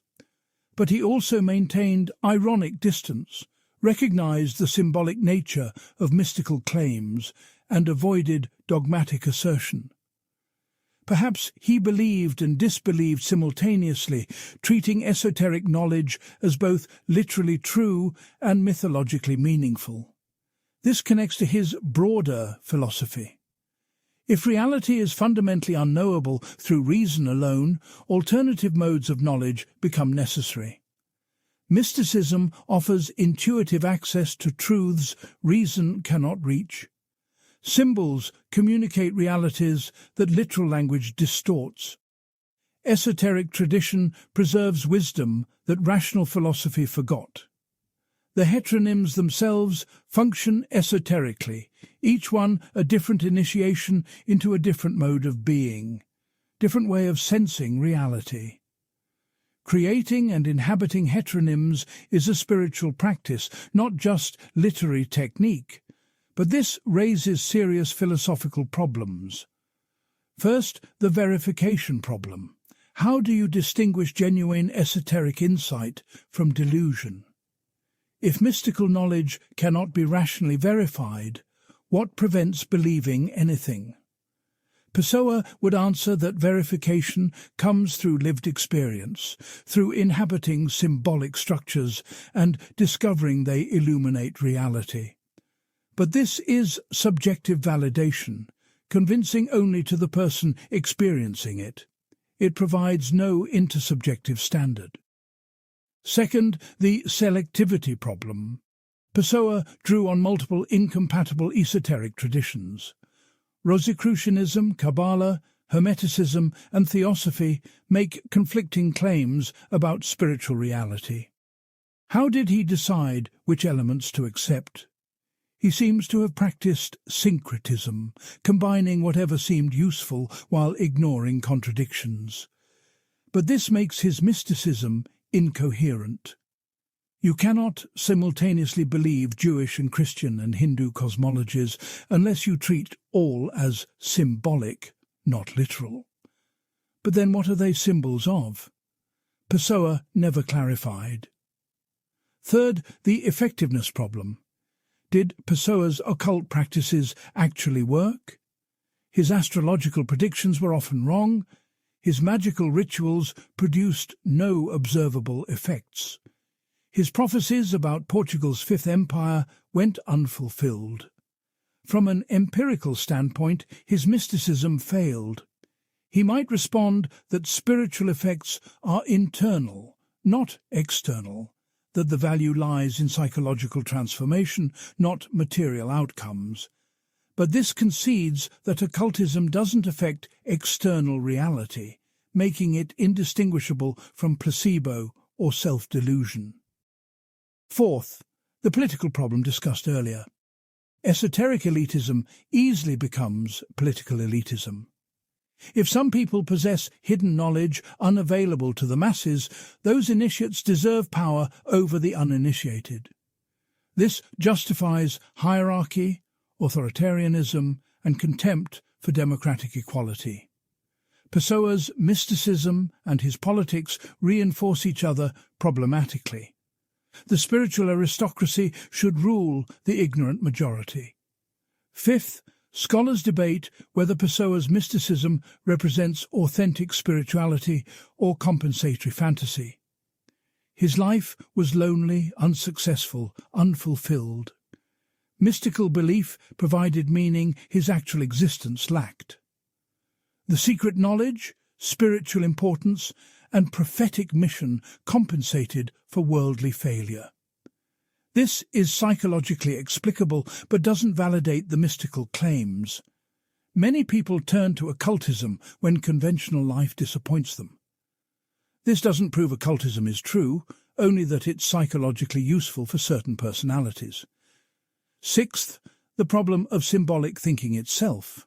Symbols are inherently ambiguous. They can mean anything to anyone. Geometric patterns, astrological configurations, and mythological narratives admit endless interpretations. There are no fixed meanings, no objective truths expressed symbolically. Different interpreters extract different meanings, all equally valid or invalid. This makes symbolic thinking useless for genuine knowledge, however valuable for artistic creation or psychological exploration. Despite these problems, Pessoa's mysticism contributed to his philosophical and artistic achievement. His symbolic thinking enabled the heteronyms. Each one expresses a different symbolic constellation, a different way of organizing experience through mythological and archetypal patterns. His rejection of literal rationalism opened conceptual space for radical experimentation. His belief in hidden connections and multiple levels of reality informed his metaphysics of identity and consciousness. The mysticism and the philosophy reinforce each other, both rooted in rejection of scientific materialism and rational unity. The contemporary question is whether you can salvage anything valuable from Pessoa's esotericism. Most scholars treat it as biographical curiosity, interesting for understanding the man, but irrelevant to assessing his philosophy. Others argue it's essential, that removing the mysticism misrepresents his thought fundamentally. Perhaps the answer is that his mysticism generated powerful metaphors and symbolic structures that work aesthetically even if they fail literally. The astrological and hermetic frameworks enabled creative productivity without needing to be factually true. The value lies in the literary and philosophical results, not the occult premises. This suggests a pragmatic approach. Judge mysticism by its fruits rather than its truth. If symbolic thinking produces insight, use it regardless of whether the symbols literally correspond to reality. If astrological frameworks generate useful personality descriptions, employ them whether or not planets actually influence character. If esoteric traditions provide meaningful life narratives, adopt them, even if their metaphysical claims are false. This is how Pessoa seems to have actually operated, pragmatically deploying mystical concepts for philosophical and artistic purposes. But this pragmatic approach has costs. It treats mysticism as useful fiction rather than genuine knowledge, which is exactly what mystics would reject. It removes the truth claims that make mysticism mysticism. It reduces everything to subjective psychology or aesthetic preference. Perhaps some positions require commitment beyond pragmatic utility. Perhaps mysticism demands believing, not just using. If so, Pessoa's sophisticated ironic mysticism might be an impossible position, wanting spiritual meaning without spiritual conviction, desiring hidden knowledge without accepting any knowledge as finally true. The mystic who doubts his mysticism might be as contradictory as the philosopher who doubts philosophy. Part 7. Modernism and Literary Innovation. Pessoa stands as one of modernism's most radical practitioners, yet his relationship to modernist movements was peculiar. He participated in Portuguese modernism's founding moments, co-founding the journal Orfeu in 1915, which scandalized Lisbon's literary establishment. But he remained isolated from international modernist networks, rarely travelling, publishing little, and engaging minimally with contemporary writers. His modernism developed largely independently, converging with European and American developments through parallel innovation rather than direct influence. The Orfeu scandal deserves attention because it reveals how Pessoa's work challenged even avant-garde expectations. The journal published 2 issues containing experimental poetry, provocative manifestos, and deliberately offensive material designed to shock bourgeois sensibilities. The critics attacked it viciously, calling the contributors lunatics and degenerates. This was precisely the reaction Pessoa wanted. Modernism meant rejecting not just traditional aesthetic forms, but the entire cultural framework supporting them. Shocking the middle class was philosophical demonstration, not mere provocation. It proved that conventional taste rested on arbitrary prejudice rather than genuine aesthetic judgment. But Pessoa's modernism differed from other varieties in crucial ways. Italian futurism, which influenced his heteronym Álvaro de Campos, celebrated speed, violence, machinery, and war. It was aggressively masculinist, politically reactionary, and aesthetically simplistic. Pessoa absorbed the energy but rejected the ideology.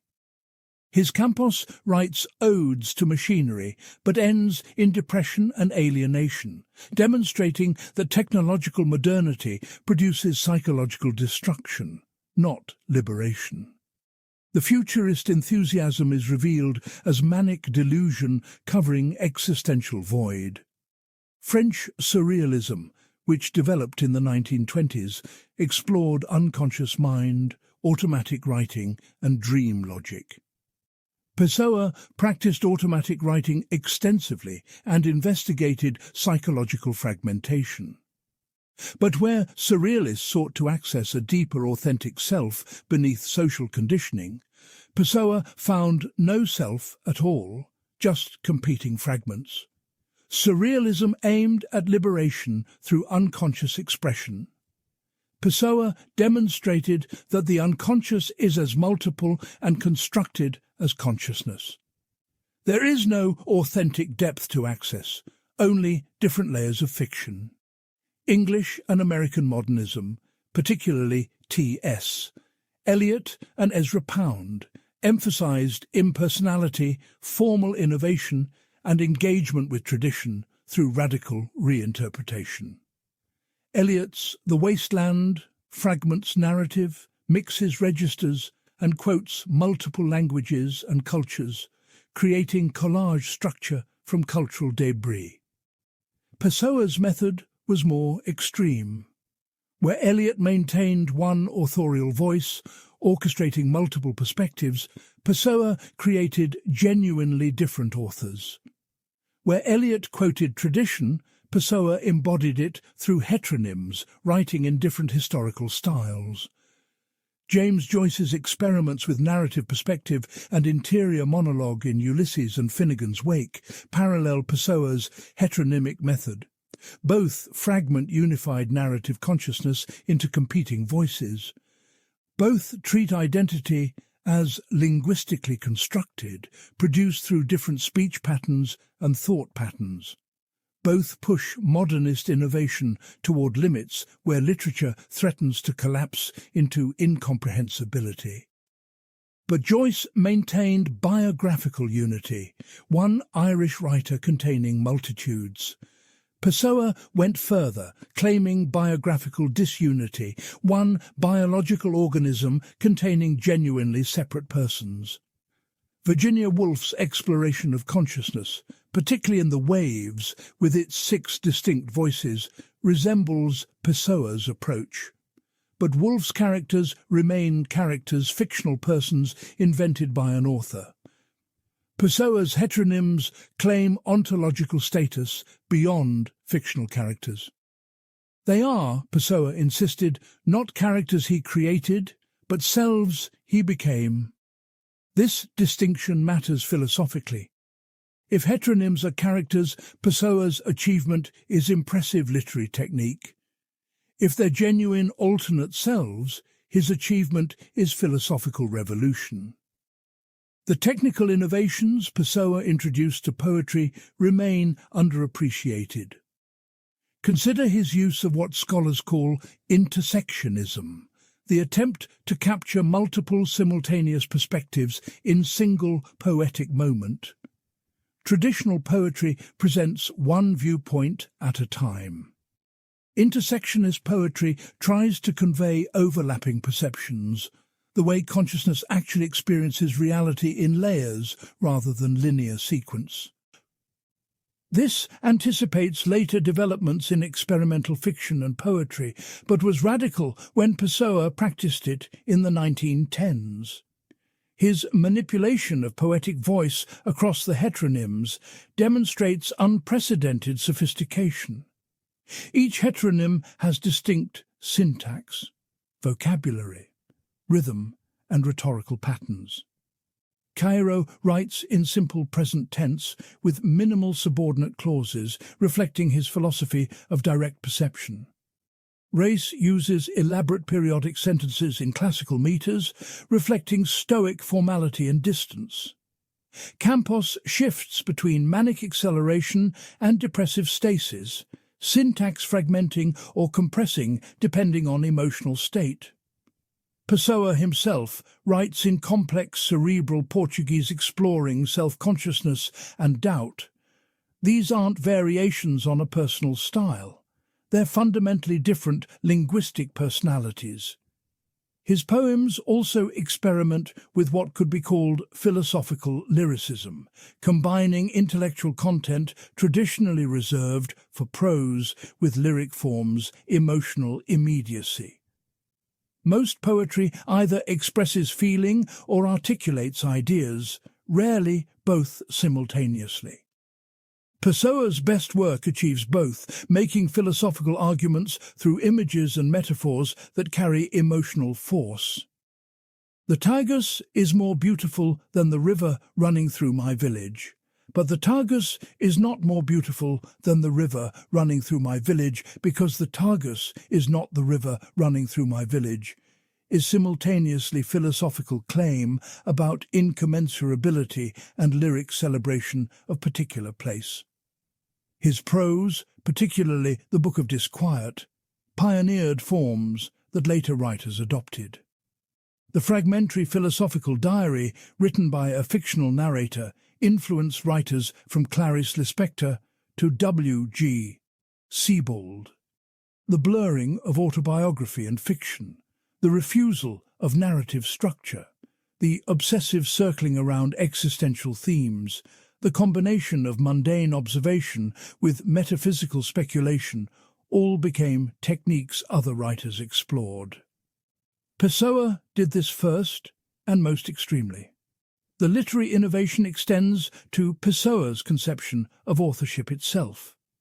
Before Pessoa, pseudonyms were transparent fictions. Everyone knew George Eliot was Mary Ann Evans, George Sand was Amantine Dupin.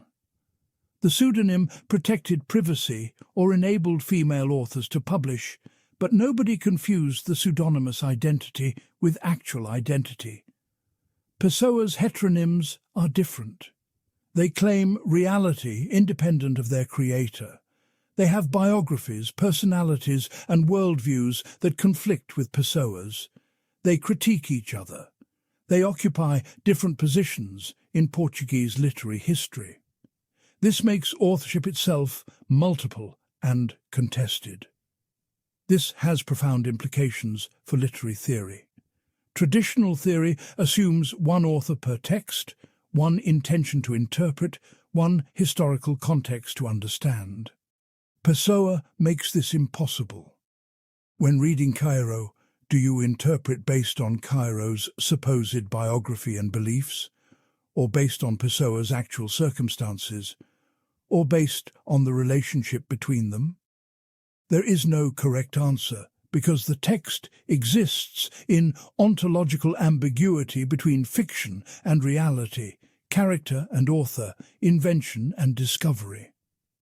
Post-structuralist theorists like Roland Barthes famously declared the death of the author, arguing that texts have no stable authorial meaning, that readers create meaning through reading. Pessoa anticipated this, but from opposite direction. Barthes killed the author theoretically to liberate the text.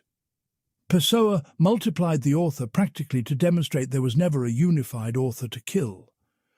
Both reach similar conclusions, but through different paths. Pessoa's is more radical because he performed what Barthes only described. But Pessoa's literary innovations also reveal modernism's limitations. The heteronymic method, taken to its extreme, makes publishing impossible. If you're genuinely multiple, which self decides to publish? Which self signs contracts? Which self accepts criticism or praise? Pessoa published almost nothing because publication requires unified identity. The modernist innovation that should have produced vast literary output instead produced silence and fragments. The method undermined its own implementation. Similarly, the fragmentation of narrative and consciousness pursued to Pessoa's extreme makes communication nearly impossible. Readers struggle with the Book of Disquiet because it offers no narrative thread to follow, no character development to track, no thematic progression to anticipate. It demands unprecedented attention and patience. Most readers abandon it. The literary innovation succeeds artistically but fails practically. It produces works few people can actually read. The elevation of inwardness over external reality, taken to Pessoa's extreme, eliminates potential subject matter.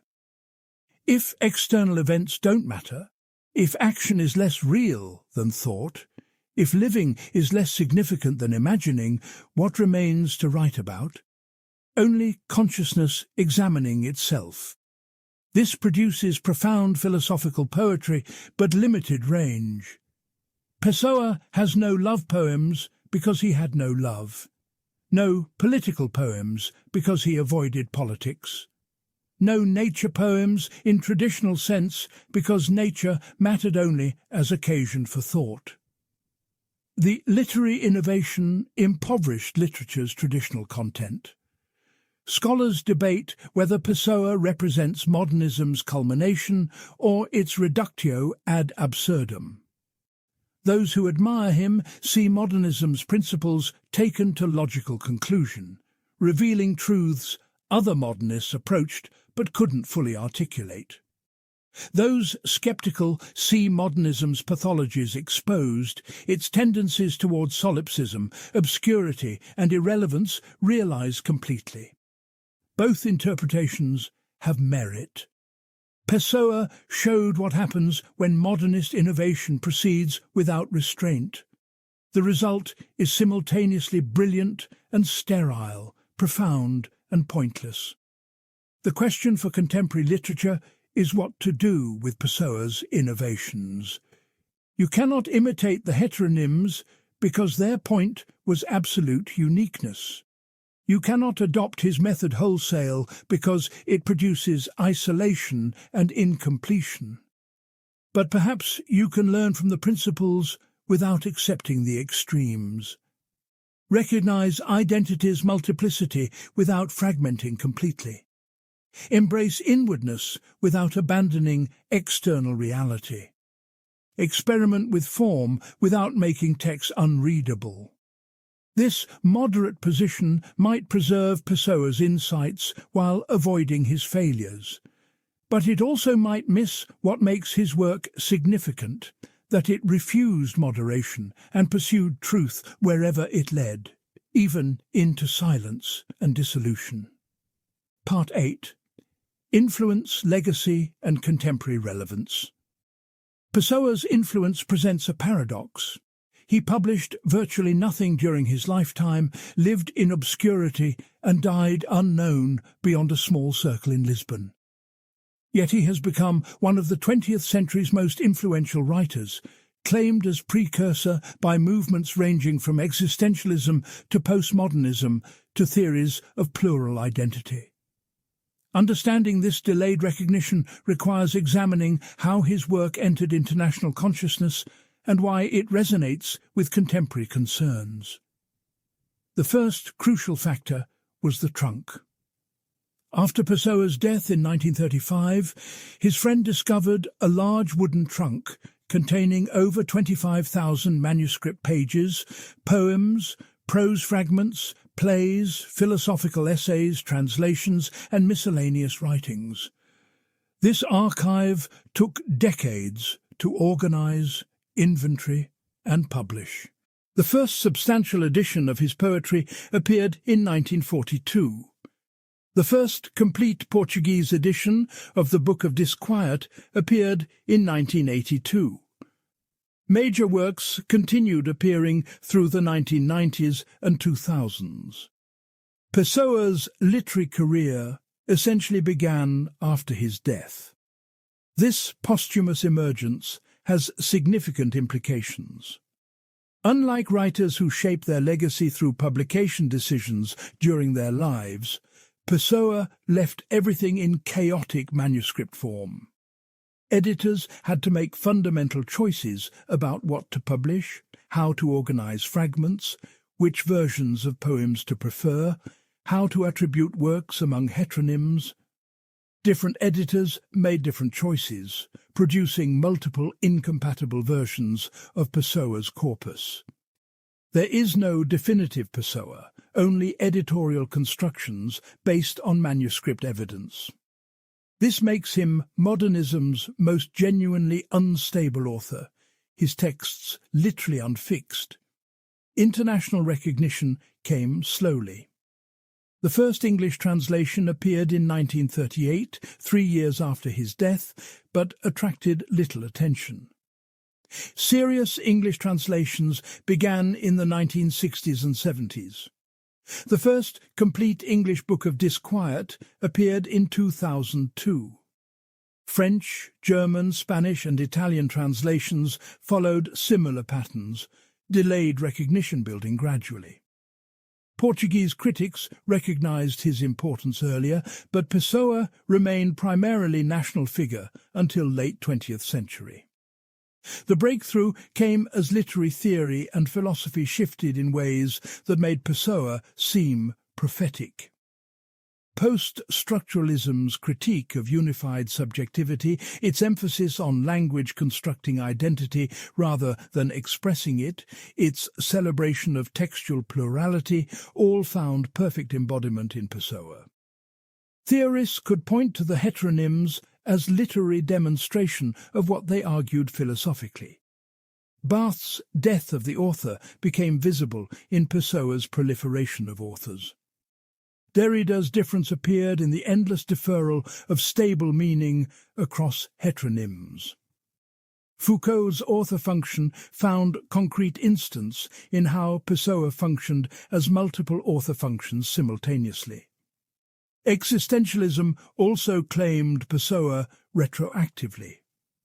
His exploration of authenticity and bad faith, his demonstration that identity is chosen not given, his emphasis on consciousness creating meaning in meaningless universe, all parallel existentialist themes. Sartre's claim that existence precedes essence could be Pessoa's motto. Camus's absurdist sensibility appears throughout the Book of Disquiet. Though Pessoa died before existentialism coalesced as movement, his work anticipated its central insights. Contemporary identity politics finds Pessoa relevant in unexpected ways. His demonstration that identity is performed, multiple, and constructed has been appropriated by queer theorists, transgender activists, and scholars studying multiple identity positions. The heteronyms model how single person can authentically inhabit different subject positions without being accused of inauthenticity. They show that multiplicity doesn't mean incoherence, that you can be many things without being nothing. This has political implications. Pessoa never intended, but his work enables. Psychology and cognitive science have also engaged with Pessoa. Theories of modular mind, multiple self-states, and narrative identity construction find literary precedent in the heteronyms. Pessoa becomes case study in how consciousness actually operates when not forced into artificial unity. Some psychologists argue dissociative identity disorder is not pathology, but natural human condition, with Pessoa as exemplary case of healthy multiplicity. Others argue Pessoa's condition was pathological, but unusually productive. The debate continues. Writers continue discovering Pessoa as influence. Octavio Paz called him one of the century's greatest poets.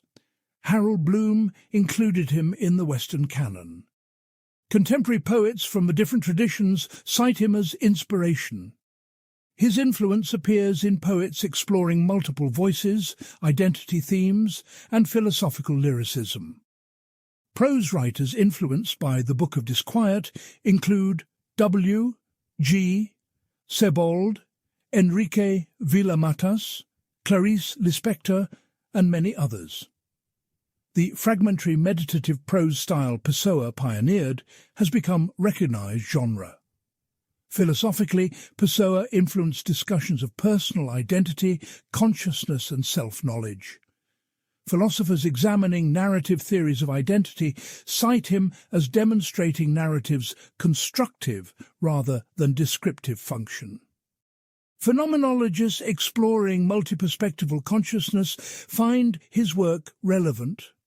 Philosophers of mind discussing unity of consciousness use Pessoa as thought experiment about how much disunity consciousness can tolerate. He has become philosophical resource, not just literary figure. In Portugal, Pessoa achieved something approaching secular sainthood. His face appeared on currency before the euro. Statues commemorate him. The Casa Fernando Pessoa Museum preserves his memory.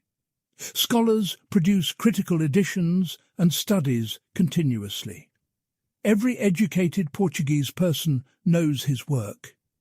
He represents Portuguese cultural achievement globally, national treasure equivalent to Camões. This is ironic, given his criticism of Portuguese culture and political chaos during his lifetime. The nation he despaired of now claims him as its greatest cultural export. But Pessoa's influence also reveals potential misappropriations. Many readers claim Pessoa as ally for positions he would have rejected. Progressive scholars celebrate his identity multiplicity while ignoring his reactionary politics. Postmodernists embrace his textual instability while overlooking his mystical beliefs. Psychologists cite his mental health while missing his philosophical commitments. Everyone constructs the Pessoa useful for their purposes, which is perhaps appropriate given how Pessoa himself operated, but it risks losing the actual historical person beneath interpretive projections. The contemporary question is whether Pessoa's relevance represents genuine philosophical insight or historical accident. Did he discover permanent truths about identity and consciousness that remain valid? Or did he express peculiar early 20th century concerns that happened to resonate again late in the century? Is the current Pessoa Renaissance revealing his lasting importance or creating it through interpretation? The case for lasting importance emphasizes how Pessoa addressed questions that remain unresolved. How does consciousness create unity from multiplicity? How does identity persist through change? How do language and thought relate? How do fiction and reality interpenetrate? These are not historical questions, but permanent philosophical problems. Pessoa offered distinctive answers that illuminate even if they don't finally resolve the issues. His work rewards continued engagement because it captures something permanently true about human experience. The skeptical case emphasizes how Pessoa's reception changed with theoretical fashions. He was irrelevant when new criticism dominated, emphasizing textual unity and organic form. He became relevant when post-structuralism emphasized fragmentation and instability. He fits postmodern sensibilities but might seem dated when cultural mood shifts again. His influence depends less on inherent value than on alignment with contemporary theoretical commitments. Different eras construct different Pessoas based on their concerns. The truth is probably mixed. Some of Pessoa's insights have permanent value. The demonstration that identity is less unified than common sense assumes remains important. The exploration of how consciousness fragments while maintaining functionality illuminates cognitive architecture. The artistic achievement of creating genuinely different literary voices from single biological source shows human capacity for self-transformation. These contributions endure regardless of theoretical fashion. But other aspects date badly. His mysticism seems quaint to contemporary readers. His politics embarrass admirers. His isolation and incompletion appear pathological rather than philosophical. His refusal to publish seems less heroic refusal of commodification than inability to complete work. His vast fragments read as failure to organize thought rather than innovative form. Contemporary readers might learn from Pessoa, but shouldn't imitate him.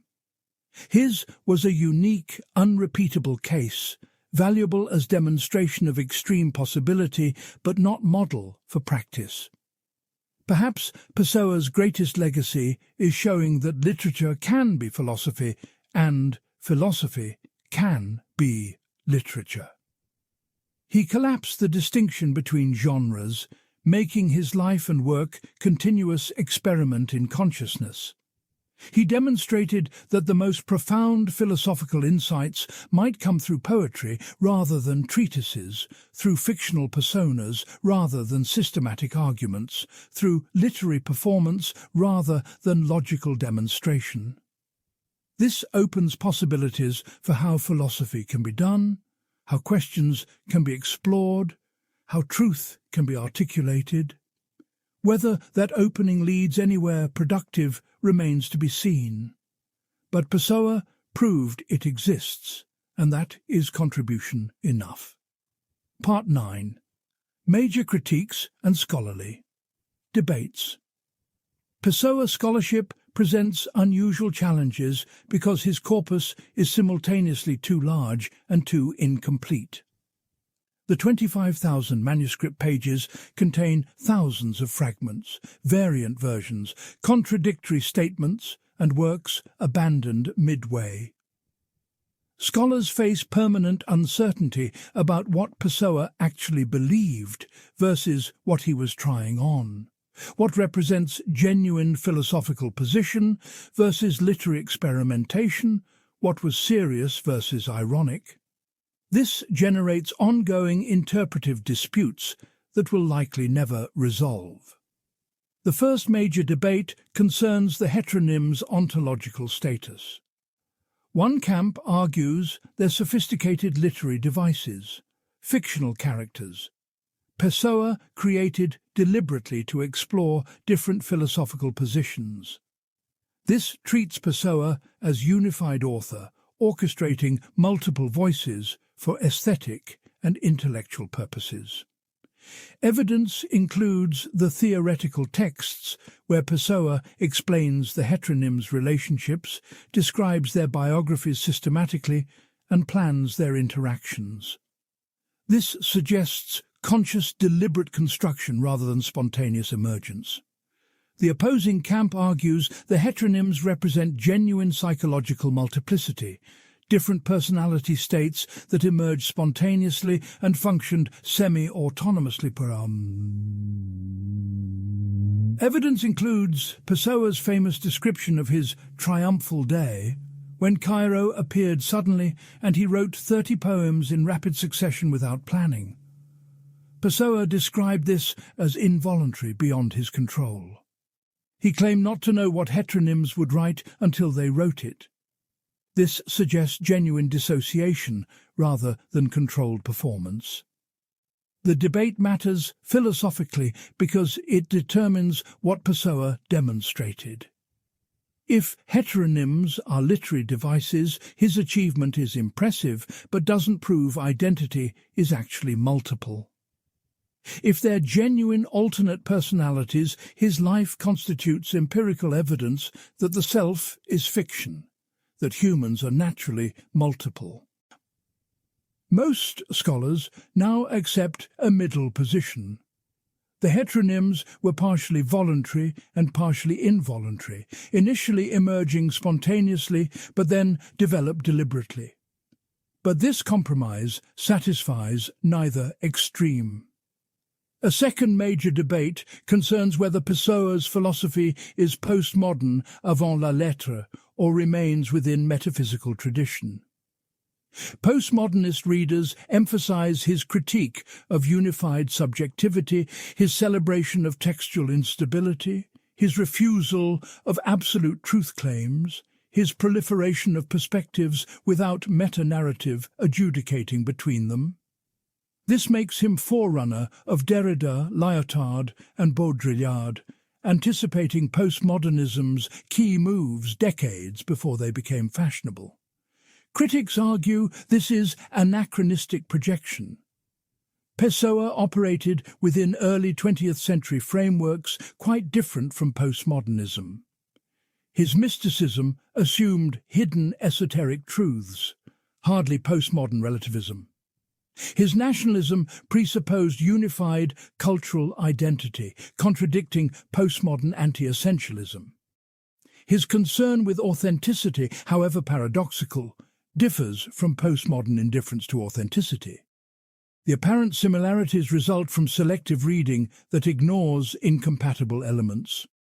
Pessoa is better understood through Nietzsche, symbolism, and turn-of-century decadence than through postmodern theory. Again, scholars occupy middle ground, arguing Pessoa anticipates some postmodern insights while remaining entangled in modernist assumptions. But this generates further debate about which aspects are proto-postmodern versus truly modernist, and whether those categories apply meaningfully to someone writing before they existed. A third debate concerns Pessoa's politics and their relationship to his philosophy. Left-leaning scholars emphasize contradictions in his political thought. His opposition to Salazar's regime, despite earlier support for dictatorship, his individualist anarchism contradicting his nationalism, his actual political insignificance during his lifetime. They argue his philosophy of multiple identity undermines his reactionary politics, that the two are fundamentally incompatible. Pessoa, the philosopher, was progressive. Pessoa, the political commentator, was reactionary holdover from 19th century attitudes. Conservative and nationalist scholars argue the politics flow naturally from the philosophy. The multiplication of selves requires hierarchical ordering or descends into chaos. The rejection of unified truth makes democratic deliberation impossible. The emphasis on exceptional individuals justifies aristocratic politics. The mysticism supports spiritual authority over secular rationality. Far from contradicting his philosophy, Pessoa's politics express its necessary implications. If you accept the philosophy, the politics follow. Apolitical scholars want to separate the two, treating philosophy as serious contribution and politics as personal failing. But this requires believing someone can be brilliant about consciousness and identity while being stupid about collective existence. Possible, but suspicious. Perhaps the uncomfortable truth is that Pessoa's philosophy genuinely does support reactionary politics, or at least fails to prevent them.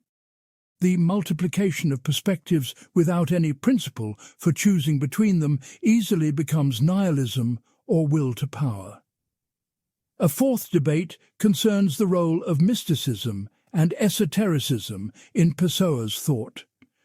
Rationalist scholars dismiss this as biographical curiosity, personal eccentricity irrelevant to his philosophical and literary achievement. What matters is the poetry and prose, which can be appreciated without accepting astrology or Rosicrucianism. The mysticism is detachable from the genuine insights, historical accident of Pessoa's time and place, rather than essential component. Esotericist scholars argue this is fundamental misunderstanding. The mysticism isn't addition to Pessoa's philosophy, but its foundation. The heteronyms make sense only within esoteric framework, where reality consists of multiple interpenetrating levels, where correspondences connect apparently separate phenomena, where symbolic thinking reveals truth inaccessible to reason. Remove the esotericism, and you lose what makes Pessoa distinctive, reducing him to standard modernist writer. His greatness lies precisely in combining literary innovation with occult practice, philosophy with mysticism, rational analysis with irrational intuition. Recent scholarship has tried rehabilitating the mysticism, taking it seriously as philosophical position rather than dismissing it. This generates debate about whether scholars should reconstruct Pessoa's esoteric worldview sympathetically or critique it as irrational belief system. Can you understand Pessoa without believing what he believed? Or does understanding require some degree of acceptance, entering imaginatively into worldview very different from contemporary secular rationalism? A fifth debate concerns psychological interpretation. Some scholars argue Pessoa exhibited pathological dissociation, that the heteronyms represent mental disorder rather than philosophical insight or literary technique. His isolation, inability to maintain relationships, struggles with decision-making, and productive obsession all suggest psychological dysfunction. From this perspective, celebrating Pessoa risks romanticizing mental illness, treating pathology as profundity. Other scholars reject psychiatric diagnosis of historical figures as inappropriate and reductive. Pessoa functioned well enough to work steadily, maintain friendships, and produce vast literary output. The heteronyms were controlled and deliberate, not symptomatic of disease. Unusual doesn't mean unhealthy. Pessoa explored possibilities of consciousness that most people avoid, but this is philosophical courage, not psychological problem. Pathologizing exceptional cases imposes normalcy as standard and dismisses innovation as illness. This debate cannot be resolved because we lack adequate evidence about Pessoa's inner experience, and modern diagnostic categories apply poorly to historical figures. But it raises important questions about the relationship between genius and madness, creativity and dysfunction, philosophical insight and psychological disturbance. Pessoa might have been both brilliant and disturbed, his achievement inseparable from his pathology. A sixth debate concerns intentionality and meaning. Traditional interpretation assumes authors intend meanings that readers recover. But Pessoa's multiplication of authors makes this impossible. When Cairo writes, "To think is not to understand," does this express Pessoa's view? Cairo's view? A view Pessoa was exploring? Opposition? Pessoa was articulating to critique? There's no way to know. The text exists in interpretive limbo, meaning unstable because authorial intention is unavailable or multiply available. Some scholars celebrate this as liberating readers to create meaning. Others see it as interpretive nightmare, making rigorous analysis impossible. If anything can mean anything, if no reading is wrong because there's no authorial intention to violate, criticism becomes subjective preference. The debate reflects larger disagreements in literary theory about whether meaning resides in texts, authors, readers, or interpretive communities. A seventh debate concerns Pessoa's place in philosophical canon. Is he philosopher who used literary form, or writer whose work has philosophical content? Academic philosophers largely ignore him, considering his work literature rather than philosophy. Literary scholars study him extensively but often minimize the philosophical dimensions, treating ideas as themes in poetry rather than systematic positions. This leaves Pessoa in disciplinary limbo, claimed by neither field fully. Some scholars argue for recognizing Pessoa as genuine philosopher, whose method was literary, but whose concerns and insights were philosophical.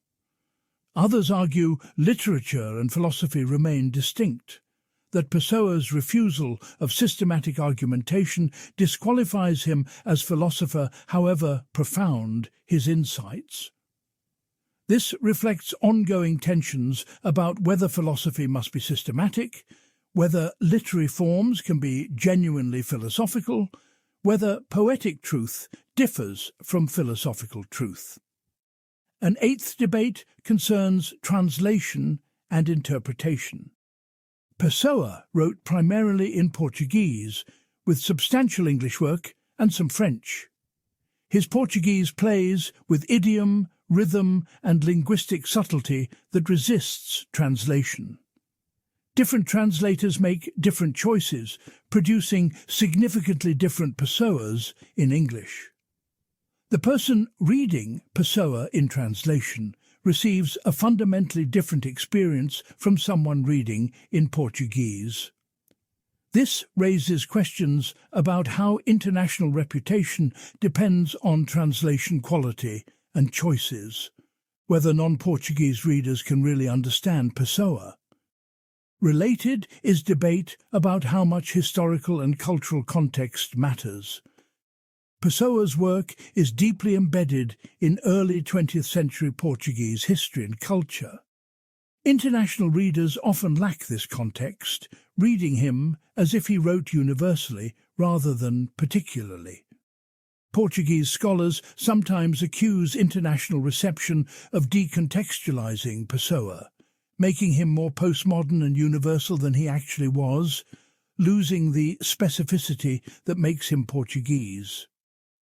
These scholarly debates will continue indefinitely because Pessoa's work resists definitive interpretation. His deliberate multiplication of perspectives, his refusal to complete works, his posthumous publication in editors' hands, his combination of incompatible elements all create permanent interpretive instability. Every reading is partial, every interpretation contestable. Perhaps this is fitting for someone whose philosophy emphasized multiplicity and rejected unity. There is no single correct understanding of Pessoa because Pessoa himself was not single.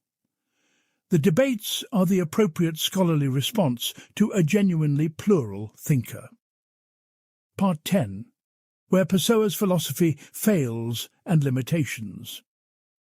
Any honest evaluation must acknowledge where Pessoa's philosophy breaks down, where its insights become liabilities, where pushing principles to extremes produces not truth but dysfunction. His failures are as instructive as his successes, revealing not just personal limitations but philosophical dead ends that others should avoid. The first fundamental failure is practical impossibility. Pessoa's philosophy describes experience accurately in important ways but cannot be lived. The multiplication of identity, the rejection of unified self, the emphasis on consciousness over action, the privileging of imagination over reality, all sound profound but prove catastrophic when actually practiced. Pessoa himself demonstrated this tough. He published virtually nothing, maintained no intimate relationships, achieved no external success, and died alone from cirrhosis at 47. This is not coincidental failure. It's necessary consequence of his philosophy. Consider the paralysis problem. If identity is multiple and fragmentary, decision-making becomes impossible. Every choice requires believing the choosing self will persist long enough to experience consequences. But if the self that chooses differs from the self that experiences results, why should current self sacrifice for future self? Pessoa recognized this intellectually, writing about it extensively. But he never resolved it. His solution was essentially to avoid major decisions, to drift through life, to leave work incomplete. This is not philosophical wisdom. It's admission of defeat. The isolation problem follows necessarily. If consciousness is primary reality, an external world is less real than imagination. Why engage with others? Other people exist primarily in your imagination anyway. The actual person before you is less real than your idea of them. Pessoa lived this logic to its conclusion, spending most of time alone, avoiding deep relationships, treating people as objects of observation rather than partners in life. The Book of Disquiet's narrator works in an office but barely notices colleagues. The few people mentioned are described externally, never as subjects with their own inner lives. This is solipsism, philosophical position that only your mind certainly exists. Taken seriously, solipsism makes ethics impossible because other minds become theoretical entities rather than real beings with moral claims on you. The completion problem reveals another failure. If imagined achievement is more real than actual achievement, all motivation for finishing work disappears. Why complete the poem when the imagined poem is superior? Why publish when publication exposes work to criticism and corruption? Pessoa left thousands of fragments because his philosophy made completion less valuable than potential. But this means his philosophy is anti-productive. It undermines conditions necessary for its own articulation. A philosophy that cannot be articulated coherently or completely is self-undermining. The communication problem is even deeper. Language requires shared meaning, stable concepts, and mutual understanding. But if identity is multiple, consciousness fragmented, and meaning constructed rather than discovered, communication becomes accident rather than achievement. You can string words together but cannot ensure the reader constructs meanings you intended.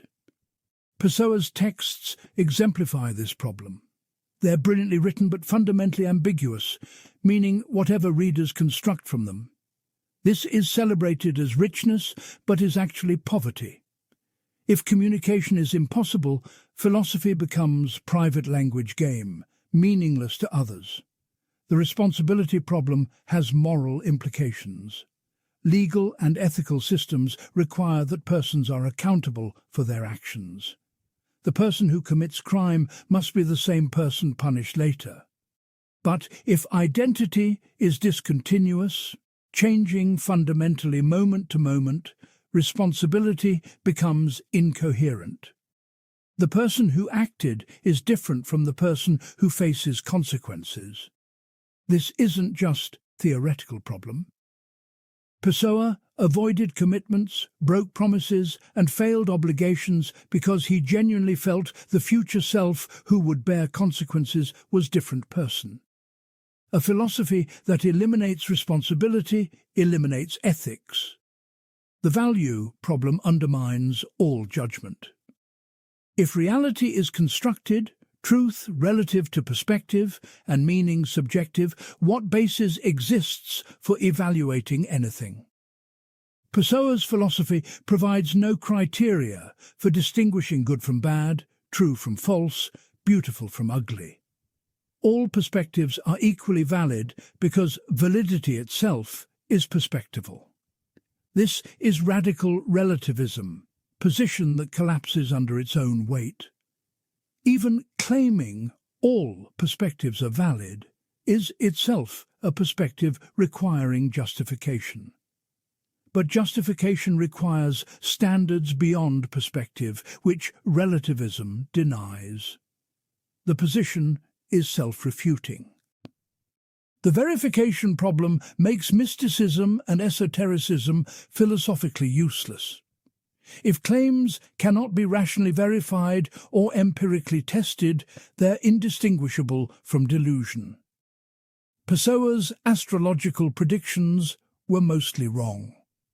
His prophecies about Portugal's Fifth Empire proved false.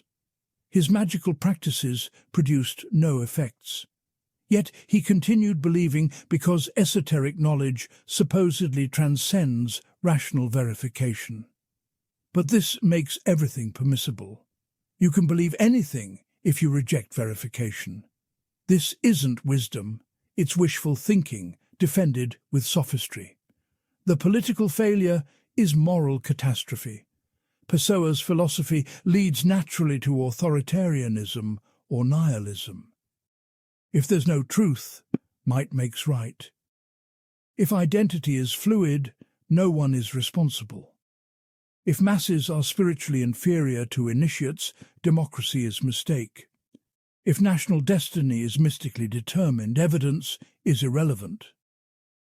Pessoa's actual politics express these implications.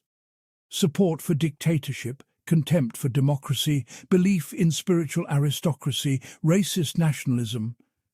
These aren't aberrations. They follow from his philosophical premises. The mental health failure is perhaps most troubling. Pessoa's philosophy sounds like rationalization for dissociative disorder. The inability to integrate experience into unified self, the fragmenting of identity into separate personalities, the withdrawal from reality into fantasy, the paralysis and isolation all characterize pathological dissociation. Modern psychology treats this as disorder requiring treatment, not philosophical achievement to celebrate. Pessoa might have been brilliant despite his disorder, but we shouldn't confuse brilliance with health or wisdom. The academic failure is also significant, but despite Pessoa's philosophical aspirations, academic philosophy largely ignores him. He appears in no standard philosophy curricula, no histories of philosophy, no reference works defining the canon. Philosophers don't take him seriously as philosopher because he didn't do philosophy properly. No systematic arguments, no logical rigor, no engagement with technical literature, no clear positions to evaluate. He studied in literature departments, not philosophy departments. This is telling.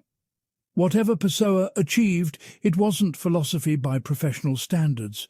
The predictive failure matters too.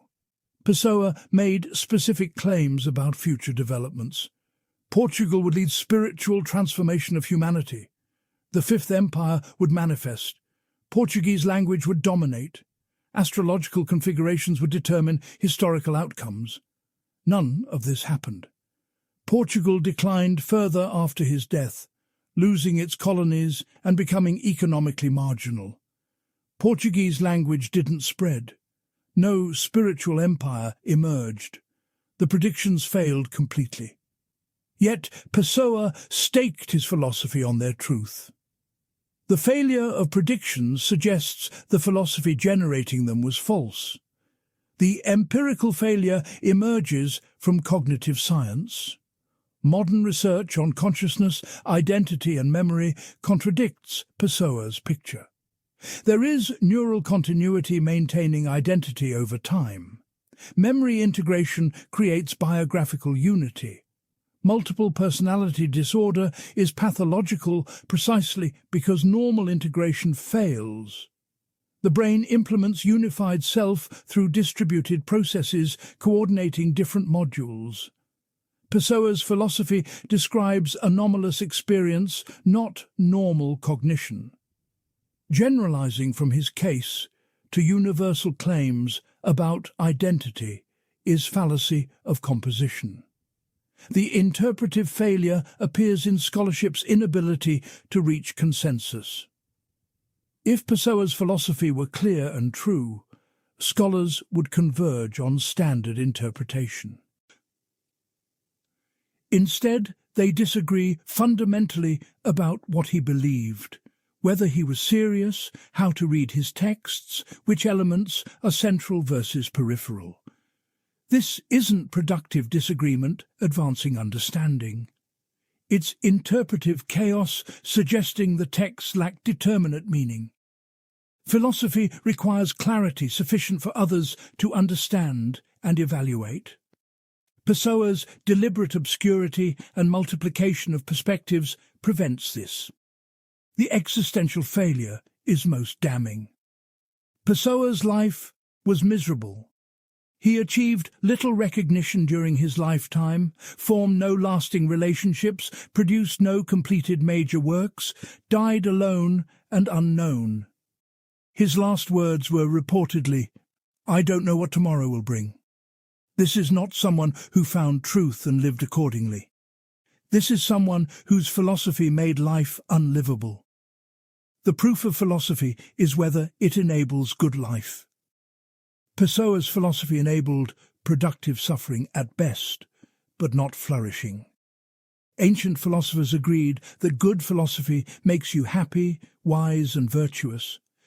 Pessoa's philosophy made him isolated, paralyzed and alcoholic. Yet acknowledging these failures doesn't entirely negate Pessoa's value. Sometimes failure is instructive. Pessoa explored philosophical possibilities to their limits and discovered they don't work. This is useful knowledge. We learn what not to do.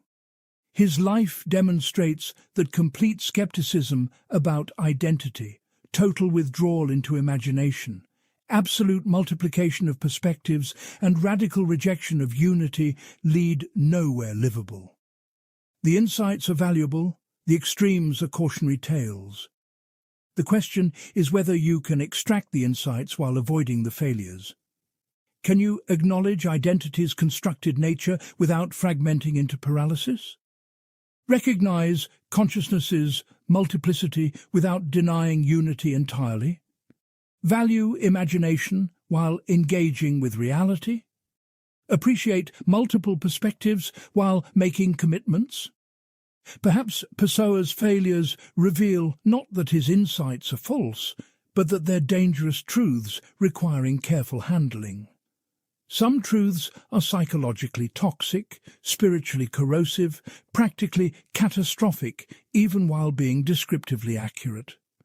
Perhaps the self is fiction, but we need that fiction to function. Perhaps identity is multiple, but we must perform unity to live. Perhaps consciousness is fragmentary, but we must maintain coherence to act. This suggests tragic reading of Pessoa.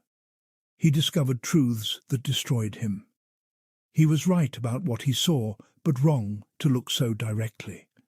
Like staring at the sun, complete self-awareness blinds and burns. The deepest irony is that Pessoa's philosophy proves itself false through his own life. If the philosophy were correct, it would enable good life. but it enabled catastrophic failure. This suggests the philosophy captures partial truths while missing something essential. That missing element might be precisely what makes life livable. The useful fictions of unified self, stable identity, external reality, possibility of action, meaningfulness of choice. Pessoa destroyed these fictions intellectually while discovering you cannot live without them practically. His legacy is not a philosophy to adopt, but a limit to recognize. Go this far and no further. See this much, but not more. Question identity, but maintain continuity. Embrace multiplicity, but preserve unity. Value imagination, but engage with reality. Pessoa marks the boundary between insight and insanity, between philosophical courage and pathological dissolution.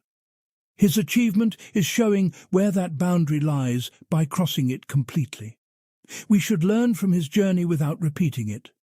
The value is in the warning, not the example.